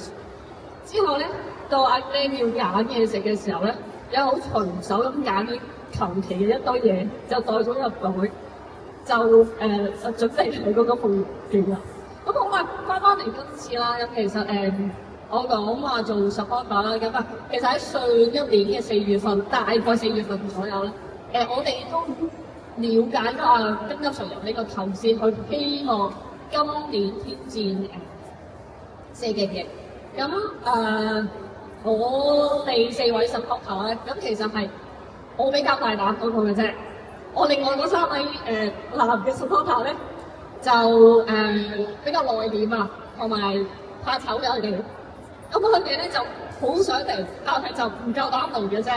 咁好啦，咁講翻我哋啦。其實我哋好早之前已經開咗一個 group， 咁就講話金金常如果玩4勁嘅話，我哋全力支持，全力以赴添啊！講咗呢句㗎啦。咁到真係埋牙啦，咁金金常話玩好喎。咁我相信元朗班所有同學咧都舉腳都話幫手㗎啦。TPH 裏邊咧就唔係得一位好傑出嘅金金常啦，全部都傑出嘅。不過咧玩4勁嘅咧，可能暫時係一位。咁我哋所有同學咧都講到明，如果金金常玩咧，我哋全部都會做幫手。不過唔好意思，我哋有4個同學霸獎嘅。咁好啦，咁金金常玩啦，咁我哋話支持嘅嘛，都唔使理佢嘅。其實因為金金常唔使準備嘅。係因為佢已經準備晒啲嘢俾我哋去做，所以我就話幫佢做support係好舒服嘅。好啦，到 Alex 啦，咁 Alex 有好特別嘅呢個 case。Alex 咧係點樣揾到？突然之間有一個12月嘅好似月尾添啊！12月嘅月尾突然之間 high 喎，好日都唔 high 咯。佢突然之間 high 喎，喂阿美，你係咪 support 金金啊？佢個 message 咁樣。係啊，做咩事啊？之後，我想乜嘅support去幫我，翻嚟啫嘛，但係點夾啊？之後咧，其實冇乜聯絡真係有。但係1月份嘅時候咧，突然之間佢又派我啦，喂，金金常係咪真係幫我？喂，你係咪真係幫金金常啊？之後問我金金要你support邊條勁啊？咁我同佢講我就係圍住廣東勁，會啱啊！其實我想嚟幫我 support 嘅係咩咧？麥勁 OK 啦，既然有挑戰嘅，咁咪試試佢咯。咁好啦，幫你啦，鬼叫你係大哥咩？咁我就好爽爽嘅連前先咧，又 support Alex 啦。嗱，咁喺中間咧，其實真正比賽咧係有一個蝦嘅場面嘅，真係對唔住，我係覺得作為 supporter 我都覺得要閃血嘅。咁就係咧，我本身咧我去咗北京，咁就support Alex 啦。咁同步其實咧喺金金常嘅 supporter 去麥徑支持咧係另外一位嘅選手啦。咁sorry， 另外一個位 supporter 叫做 Alex 啦。咁 Alex 咧佢就都係另外一位 Alex， 係呢個 Alex。另外嗰位 Alex 啦 ，supporter Alex 咧就叫我幫手，喂，阿比幫手買飯俾阿金金啦。咁 OK 啦，冇死啦，我就攞住兩個保溫壺入去間餐廳嗰度啊。金金要蛋炒飯嘅，咁Alex 咧就講到明話要番茄蛋飯，冇死啦，兩個保溫壺就懟俾個即係個職員啦，攞入去。好啦，咁兩個保溫壺出嚟，冇死啦，呢個係蛋炒飯嚟嘅，嗰個係番茄蛋飯嚟嘅，冇事係咪先？咁佢去到真係麥徑個位啦，咁啊，我就同supporter Alex 講啊，喂，呢個咁樣一陣間俾佢食。跟住另外咧就話自己老死都攞住啊比賽飲咗個 Alex 嗰個飯壺啦，好即係好，我覺得自己好對唔住佢嘅就係佢要食嘅返屋企打飯裏邊咧，我扭開個嗰下冇飯。個數字啲飯去晒邊咧？喺金個碗嗰度。咁點算咧？咁又好彩咧。咁其實咧喺做support牌嘅時候咧，咁我以前嘅經驗裏邊咧，我就一定會買多嘢。我又買咗粥，又買咗飯團，乜鬼都會買晒佢先。食住蛋，番茄蛋先，即時扭開個碗就話：食粥，有粥食，有粥食。你要唔要飯團啊？食埋飯團添，我哋都有㗎，乜都有。呢一樣嘢係跟邊個學咧？其實就係之前咧，咁啊多謝通常啦，咁啊嗰陣時俾咗一個機會我，咁我就去幫個亞錦賽幫手，咁都上幾粒咩俾我一啲經驗我啦，其他嘅 supporter 俾我嘅經驗嚟，咩鬼都帶晒佢，總之咩都帶晒佢，總有一樣幫到手嘅。好彩我淨係學咗呢啲經驗，乜嘢都帶晒去，乜嘢都有。如果唔係 Alex 咧，應該要訓練少少。我想請問咁最後 Alex 係咪食咗茄蛋粥啊？我鬥咯，譬如其實我食緊嗰時都奇怪嘅。咁啱啱佢食緊嗰啲嘢咧，就好似係我有飯同有粥我 OK 啦，咁係咁食啦，係咁食啦，冇乜特別。其實我擺咗心好耐，點解冇飯嘅？咁啊，覺得冇味啦，食就食啦，即係冇咩食嘅咁啊，即係同埋幾辛苦啊嘛，我都唔好問佢呢啲嘢啦。咁咪係咁懟晒落喺度算啦，咁啊捉翻晒咁樣。咁但係好食嘅，我想講即係其實我都唔理係咩嚟㗎啦，隨你俾咩我咪食咯。我同阿大講都係嘅，總之你幫我哋捉埋飯啦，咁好食唔掂常嘅我又冇乜嘢唔食嘅，因為費事佢諗咁多嘢。因為同埋啱啱話俾。你都見到佢應變能力㗎啦，咁點解我哋揾佢咧就係點解咯？因為我覺得我物理學應該都仲 OK 嘅，啲精神咁係需要一啲真係專業嘅幫忙。我相信佢一定搞掂嘅，所以我就冇乜交流唔到中間，咁就直接。我哋係叫做零交流咁就。你搞掂嘅，總之我話我咩都食。大致上得㗎，得㗎啦，掂㗎啦，係 OK 嘅。不過我哋嘅 supporter 裏邊咧，其實最主要咧，仲有係阿 Jeffy。係 Jeffy 確實係準備晒所有嘢。咁當然啦，我想講金呢一下咧，點解我成日都話唔使理佢咧？因為佢一早寫晒啲嘢俾我哋，同埋個流程咧 B 一次比賽之前咧 briefing 咧，第二次 briefing 佢仲要啲，第三次都令人都仲要啲多次都唔緊要，都唔緊要。佢寫佢嘅所有嘅食嘢嘅內容咧，其實同我佢轉境嘅時候 supporter 去對翻佢嘅食物咧，食剩嘅嘢咧係相差好少嘅啫。我主要係 support 金剛係講到勁，咁喺車上面佢需要嘅所有嘅內容咧，我可以講話佢上一條徑道轉徑嘅時候咧，佢可能係得翻2包剩低嘅 gel 嘅啫。佢冇多餘嘅物資係延伸，佢計嘅數量係計得好準，即係話其實我好多時候都唔需要擔心佢。咁啊當然啦，咁啊呢一個係其中一個內容，都要睇翻個天氣個 factor。咁確實咧嗰一日由惠徑去港島徑咧，天氣係好熱。咁金Sir咧喺我哋個 support group 嗰度咧 ，support 喺個 group 咧就講咗，哇熱啊，喂搞唔掂啊，搞唔掂，好曬真係好曬。咁我哋其實即係自己多事啦，咁啊就準備多少少嘅。咁我哋就試咗一啲椰子水俾佢，咁俾佢揀，佢飲唔飲都好啦，帶咗佢先，乜又係乜都好，乜都帶佢。佢最尾咁多樣 extra 帶佢嘅嘢咧，佢睇中咗要50。我補充下啦，頭先佢講話將Alex個飯咧又係放埋落我嘅保溫壺咧，我哋食嗰陣時都發覺，即係平時食啲碟炒飯冇咁大碟㗎嘛，食極都仲有嘅。跟住我講下，好彩我胃口好咧，我就接近係食晒，因為我食咗2碗飯。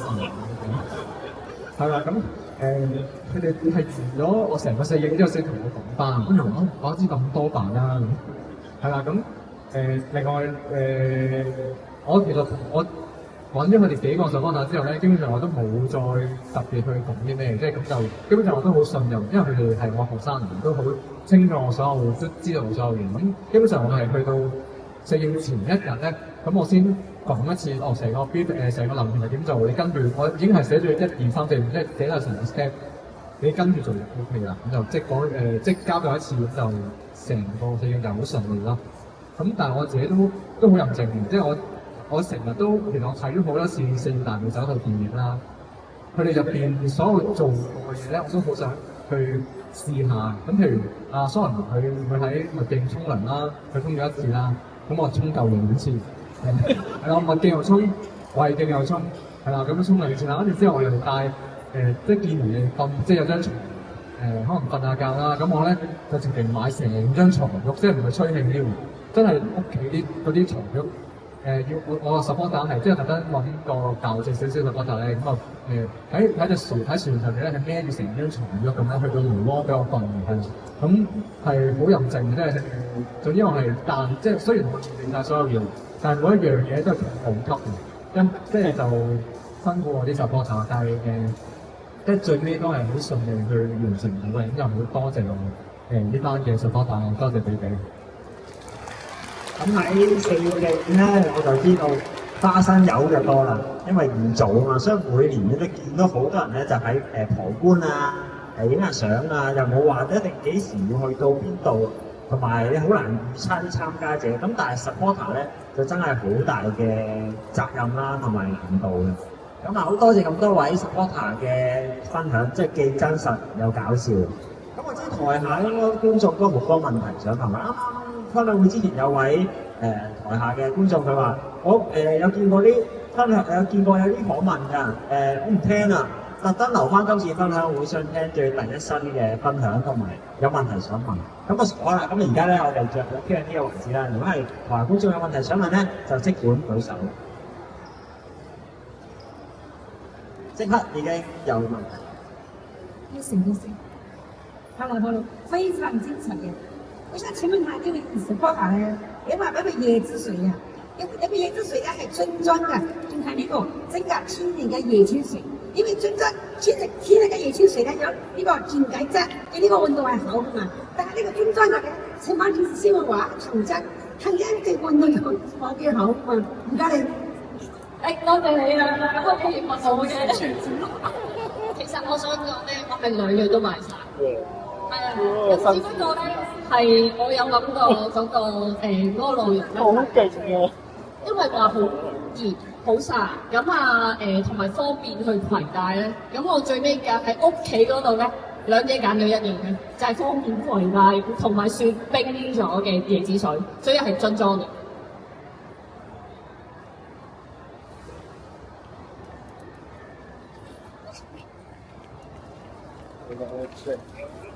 有問題想問嘅，我想問你關於在座3位，因為我本身有個朋友咧，都一直想鼓起勇氣玩4徑嘅，咁咧但係基於好多原因，佢就踢步冇玩啦，可能原因，可能有扭力啊，其他原因又算啦。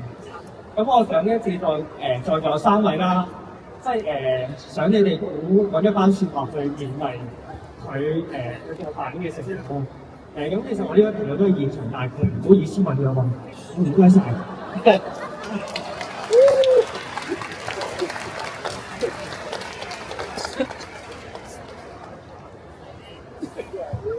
我估計呢位朋友應該都年輕人嚟嘅。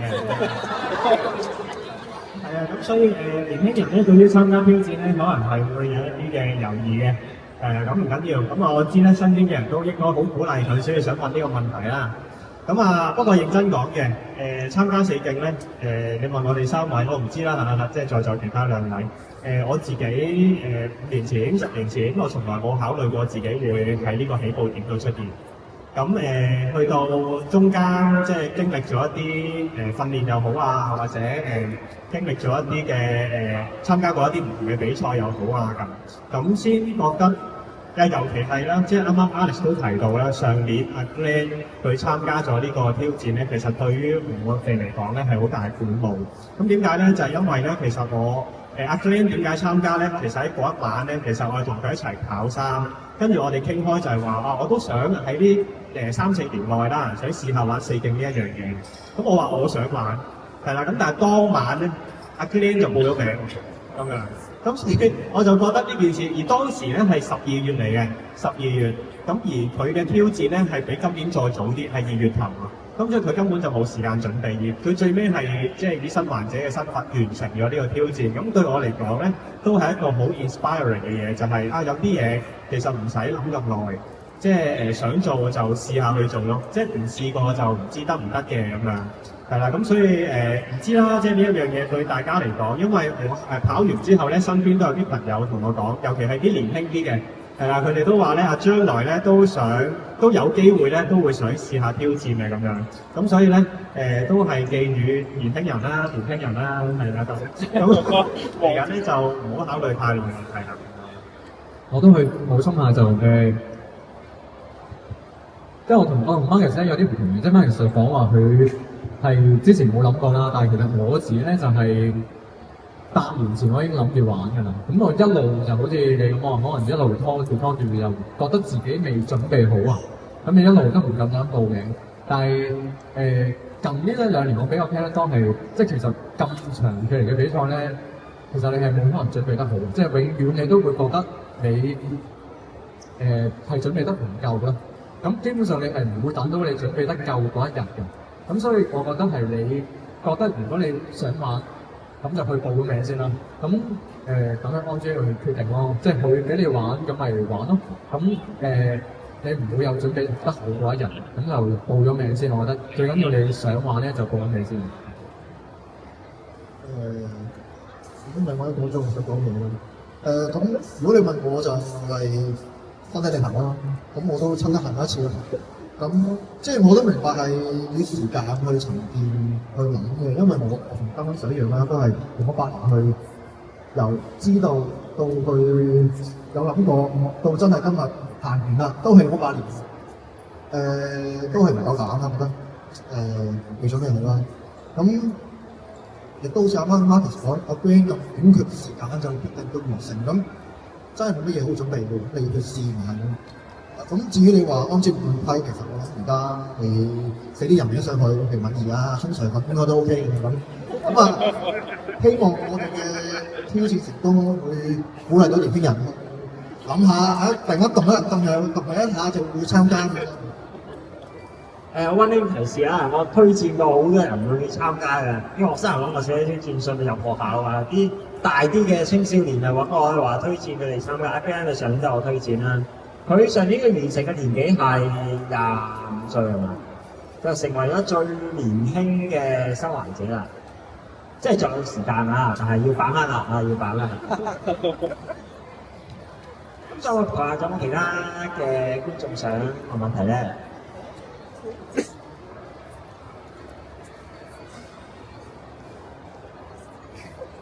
明白，呢個都係開放好獨特嘅一個比賽啊。咁但係基於即係嗰個時間，如果咁去通知，即係嗰個起步時間嗰啲，會唔會多海外跑手去參加㗎？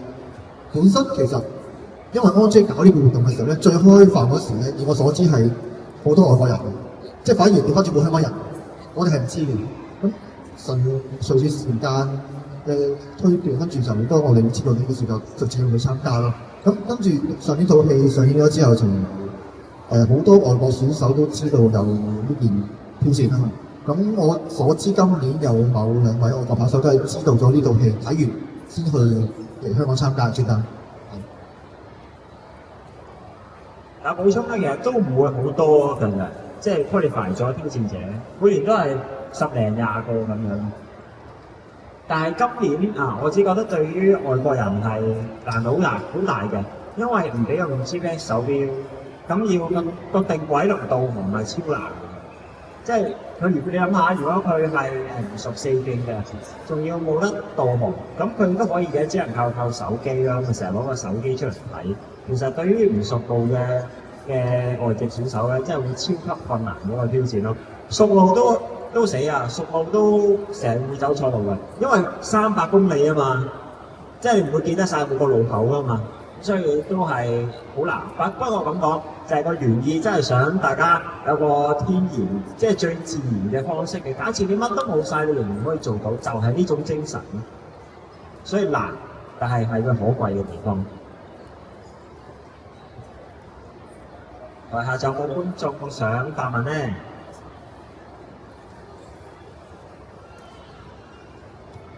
？Hello， 三位大家好。咁非常之欣賞你哋嘅毅力，真係嘅。咁我想問嘅問題係咧，咁多條嗰啲欄嚟講咧，即係嗰啲規則咧，你哋覺得邊一樣對你哋嚟講係最大挑戰嘅？唔該。或者我講一講啦。咁啲例其實譬如你話人俾推音樂，俾用鋪要由山頂跑落去碼頭等等嗰啲例啦，我哋可能已經習慣咗，同埋係因為經過咗咁多年，可能啲前輩分享佢哋經驗啊，咁我哋會知道點樣應對啊，或者可能睇完4個片段，咁我哋已經知道好多當中嘅會發生嘅情況，有啲咩辛苦啊，咁我哋已經係個心理上已經係準備好晒。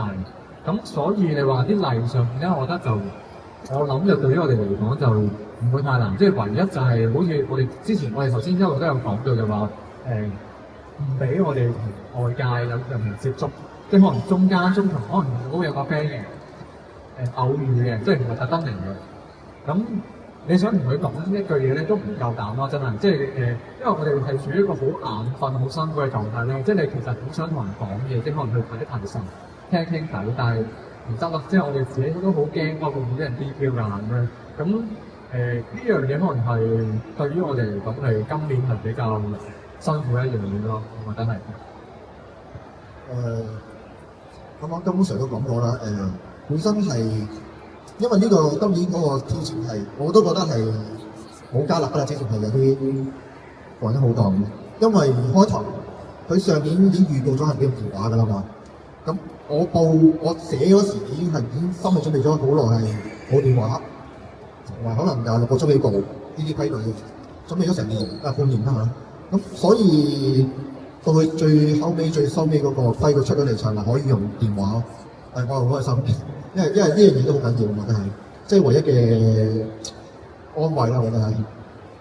咁所以你話雖然行山杖啦，我好少未試過。100英里以上我係行山杖未試過嘅第一次，咁但係我覺得都可以克服到，都係係自己心理預期咗嘅嘢，咁所以我覺得今年嘅規矩係對我嚟講就冇乜特別嘅太難咯，開心啲。反而咧，我想換個角度去睇呢件事咧，就係好多時啲限制對我哋嚟講咧係好難啊！即係會覺得唔用鋪已經係好大嘅挑戰啊！即係298公里再加10000幾攀升。咁但係換個角度咧，對我嚟講有一個新嘅體驗，就係唔用鋪啦，唔帶錶啦，唔俾聽歌啦。其實係一種好純粹嘅跑山活動咯。即係喺當中咧，即係我都會覺得好悶嘅，即係成60個鐘其實冇得聽歌，因為平時跑步都要聽下歌去 relax 下啦。咁但係當試咗呢一樣嘢嘅時候咧，原來發現嗰一種純粹係唔需要依靠一啲咁科技嘅嘢咯。即係有時候即係可能通常嘅跑無盡都有提及過，就係我哋而家好多時會追求咧每一樣嘢都係要最先進嘅、最高科技嘅，亦都要係最輕嘅、最減量嘅，亦都要心率咧要講求科學化，亦都要追求我全鬆箍嘅，可以係過咗鬆箍嘅咁樣。咁好多時咧，對自己都有一個好嚴格嘅要求啊，好緊張去 monitor 住每一刻自己嗰個嘅心率啊咁樣。咁但係當今次四徑完成挑戰嘅時候，我唔知你哋感覺係點啦。咁我過程真係睇表一開頭咧，我喺飲水度我已經忍唔住望自己隻手啦。即係我連隔離嗰個外國人都話哈哈咁樣，即係都笑緊我喺度，即係望緊自己個手錶印咁樣。咁但係去到最尾發現其實人類係真係唔一定要需要呢一啲嘢。即係包括甚至乎而家好先進嘅好多追求碳板嘅鞋咁樣，咁其實有時候以前嘅人都冇咁多呢一啲嘅新科技，都係一樣咁樣行過嚟。咁所以我覺得另一個反思就係、其實有冇啲嘢係我哋必須要嘅，又或者會唔會係而家呢一啲新嘅嘢令我哋冇去真正咁享受緊呢個越野跑咯。然後想講多樣嘢就係、今年咧冇加到新嘅 rules 咧。其實我係唔開心嘅，因為即係如果你有新嘅rules，即係如果我今次挑戰失敗咗，我得難㗎嘛先。咁佢多一條咁嘅 rules，我所以完成唔到。咁即係講笑啫。即係但係我覺得係因為已經咁多年累積，今日係第15屆啦嘛，已經好多前人啲經驗咧，令到我哋準備得好好嘅。即係其實成件事係越嚟越簡單嘅。即係四徑入邊，咁即係所以你見可能越嚟越多完成者、收人者咁樣樣。咁其實係所以安裝先會點解會每一年想不斷加個新嘅東西，就係想 balance 翻成個難度。即係所以我其實係想去加嘅，但係好可惜今年冇係啦，咁就係真係有啲唔開心嘅。我都有個問題嘅。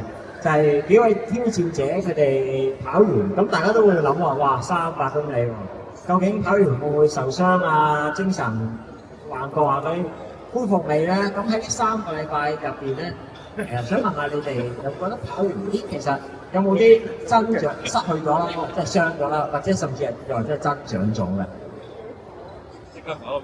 我福先啦，係啦，即係跑完四徑就講乜都得啦，即係咁因為去到油桶咧，我又講一句，我話四徑都唔係想像中咁攰。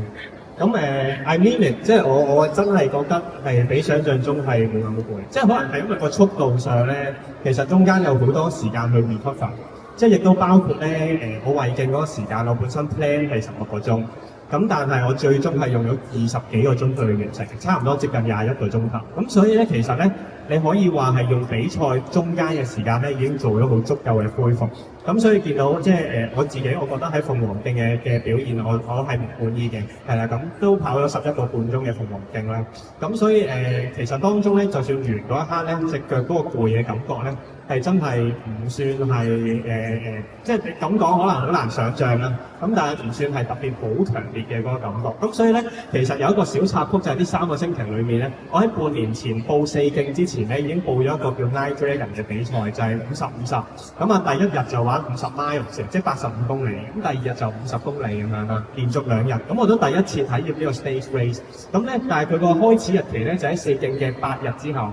啱啱好8天咁樣，係啦，咁所以咧四徑之後咧，我就有一個小嘅目標俾自己，我希望自己上到線，係啦，咁所以咧喺每一個行為上咧，我都係幫緊自己做恢復嘅，即係包括食蛋白粉又好啦，包括有足夠嘅睡眠又好啦，包括不停咁拉筋啦，同埋咧做好多嘅 easy run 係啦 recovery run。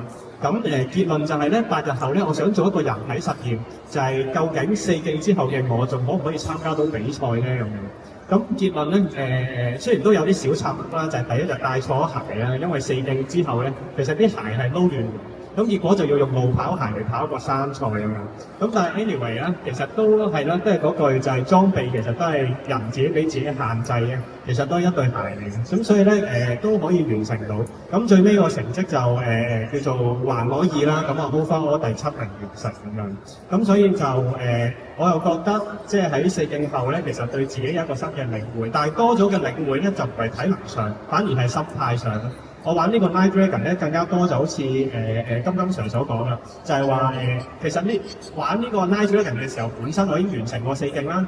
咁即係我對自己係唔需要有任何期望，因為我可以賴啊嘛。即係我可以話8日前我都玩過四徑，咁我跑得差係正常嘅咁樣。咁所以咧，當冇咗呢個期望嘅時候咧，反而可以發揮得更加自如咯。咁所以呢一方面又認識自己多咗。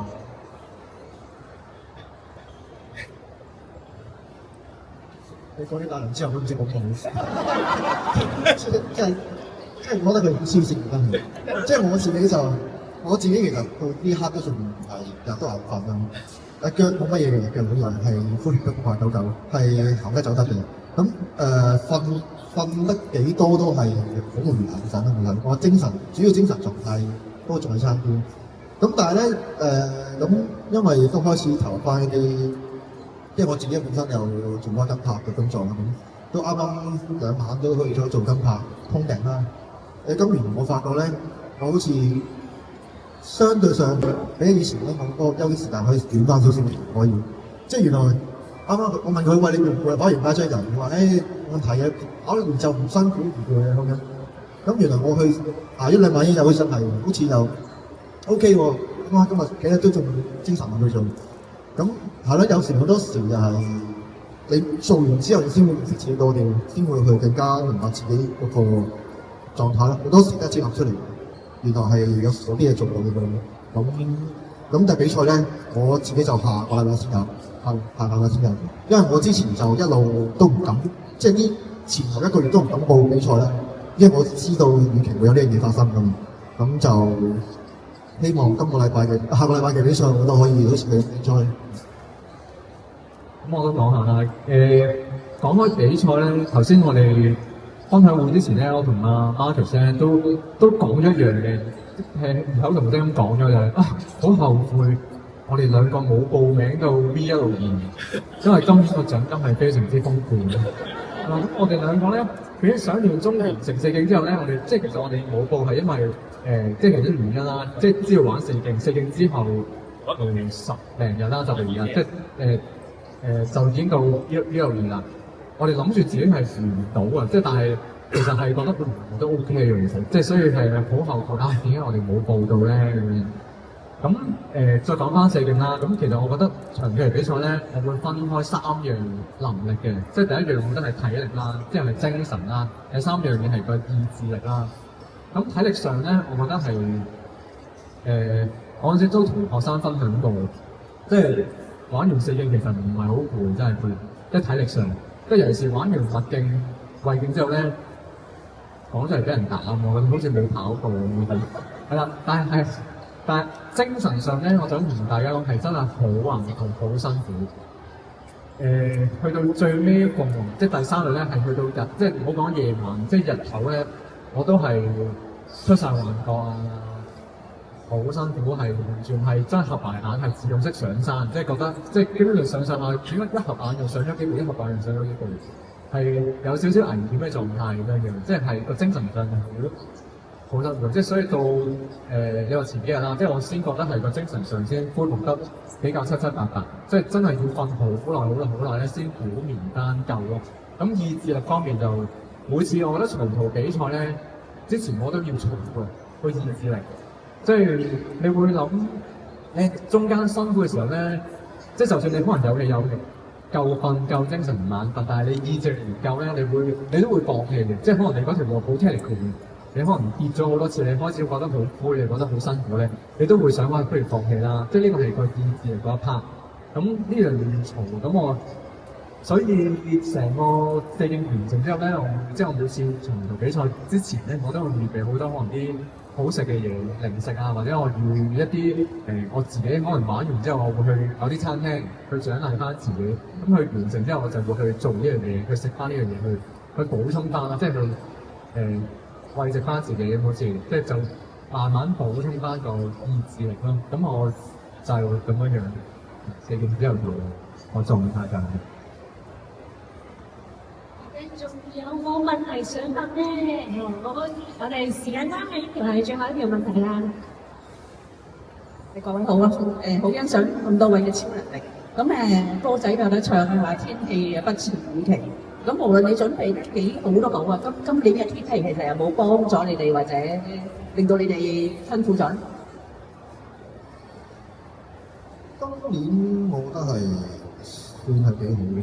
係有啲熱咯，但係喺香港跑開要跑呢個都好怕熱嘅。有時你本身嗰個速度唔係太快啊，即係好多時可以中間可以調節到嘅，可以停低休息下嘅。即係前幾日咪落雨嘅，咁我都諗如果嗰幾日好似前幾日咁落足3日雨，咁即係應該會加大好多喎。因為你喺山上邊嘅天氣落雨啦，同埋會大風啦，同埋會個人濕晒，係好消磨意志嘅。咁4徑呢個挑戰，我覺得係意志係好緊要嘅。即係如果你不間斷落雨嘅話，其實係可能會有好多刻要諗翻轉頭，好多刻會有嗰份嘅苗頭咁樣。咁所以都感恩今次個天氣，我自己覺得係唔錯。因為覺得年29咧，其實好熱㗎，即係我哋跑手係一路已經係 expect， 年初一都一定會全日都咁熱嘅，所以嗰陣時係已經入晒心理準備，但係出嚟嗰日咧係全日都好大霧，有少少凍，即係所以年初一咧其實係舒服嘅。咁去到第2日咧，嗰陣時係有段時間係超級熱嘅，即係就係頭先比比講到話。即係過咗地鐵啦，上去紫羅蘭孖崗嗰時咧，係真係好熱。咁我真係熱到 send message 俾個 supporter 同我話：哇，好熱啊，好辛苦。即係但係其實我嗰晚咧係開心嘅，因為我係好眼瞓啦，反而熱咧熱到個人醒翻。即係我係個人醒啦，咁我就可以不斷 keep 住係咁上就所以個狀態係 OK 嘅。咁所以 overall 成個天氣我覺得係幾好今年。好快咁 wrap 咁啦，知道時間都差唔多。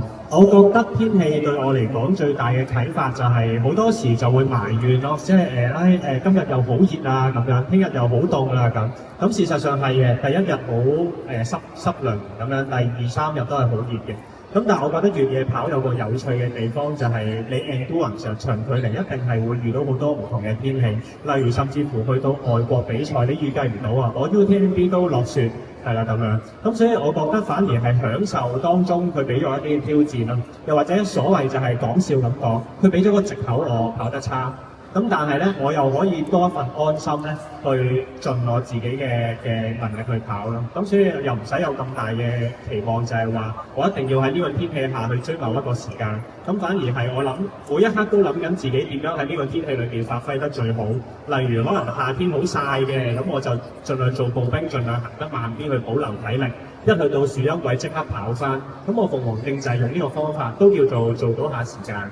咁所以我又覺得，即係天氣嗰個有趣嘅位就係你唔需要同佢去抗衡咯，而係反而係你點樣同佢相處，即係點樣去用呢一種嘅天氣，大家其實你辛苦，隔離嗰個都辛苦，咁點樣可以用最好嘅心態去面對咧？咁呢一個係越野跑俾到我最大嘅一個啟發。各位挑戰嘅時候同天氣相處得好好啊！應該我哋有咁多靚相喺個背面度捕捉到，都係有賴我哋在場嘅一眾攝影師當日幫大家影相，係咪啊？我哋俾啲掌聲。咁台上打先係冇影相嘅業，係多謝多攝影師啊！真係好多謝咁多位攝影師啦，因為永遠喺我哋最唔 expect 嘅時間、最唔 expect 嘅地點咧。佢哋突然間出現，即係真係好攰好辛苦。凌晨時間，前面有燈喎，以為係其他跑手啦，即係可能再到前一個跑手，但係跑跑啲發覺唔係喎，原來係 set 晒燈架，好辛苦咁樣帶晒架撐器材，去到嗰個地方幫我哋去捕捉我哋最真嘅一面。係真係好多謝各位攝影師，真係因為有啲地方係真係唔諗到上到山地，即係我都覺得由即係就算搭車去到山腳，你要上到嗰個位置咧，都好花體力嘅。即係哇又見到你轉個頭，可能幾個鐘又會見到同一個攝影師係不斷走位，係好多謝咁不辭勞苦嘅咁多位攝影師。OK。美好嘅時光過得特別快，但我哋都要留一念嘅。我哋有一個特別嘅小環節啊！我哋要影靚相咧，就有靚花喎。我哋俾啲掌聲我先。我哋先搬出嚟花。爸爸。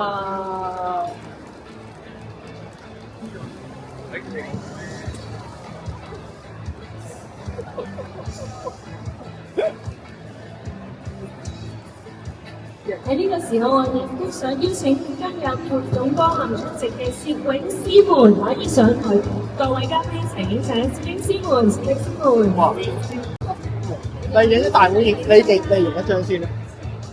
佢想爭影相啊！我哋影未啊？佢哋影，可以影咗先。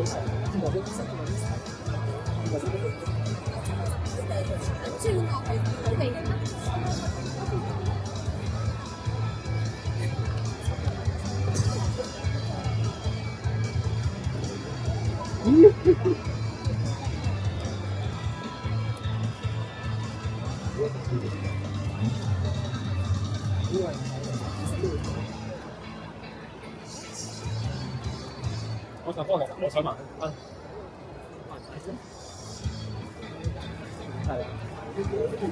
攝影師，好，攝影師到你哋啦。就請攝影師上台，但都請各位觀眾稍為讓步，因為陣間咧公共落台，然之後我哋會有工作人員喺上面同大家要拍張合照嘅，請大家稍等一下。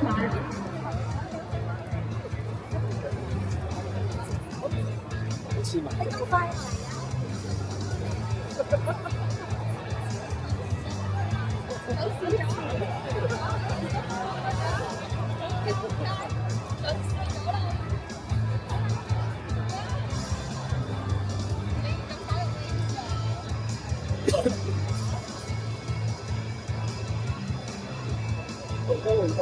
多謝台上咁多位，好，我哋而家換一換個鏡頭先，請各位稍留喺整個位置度，我哋咧就影呢個全部嘅合照。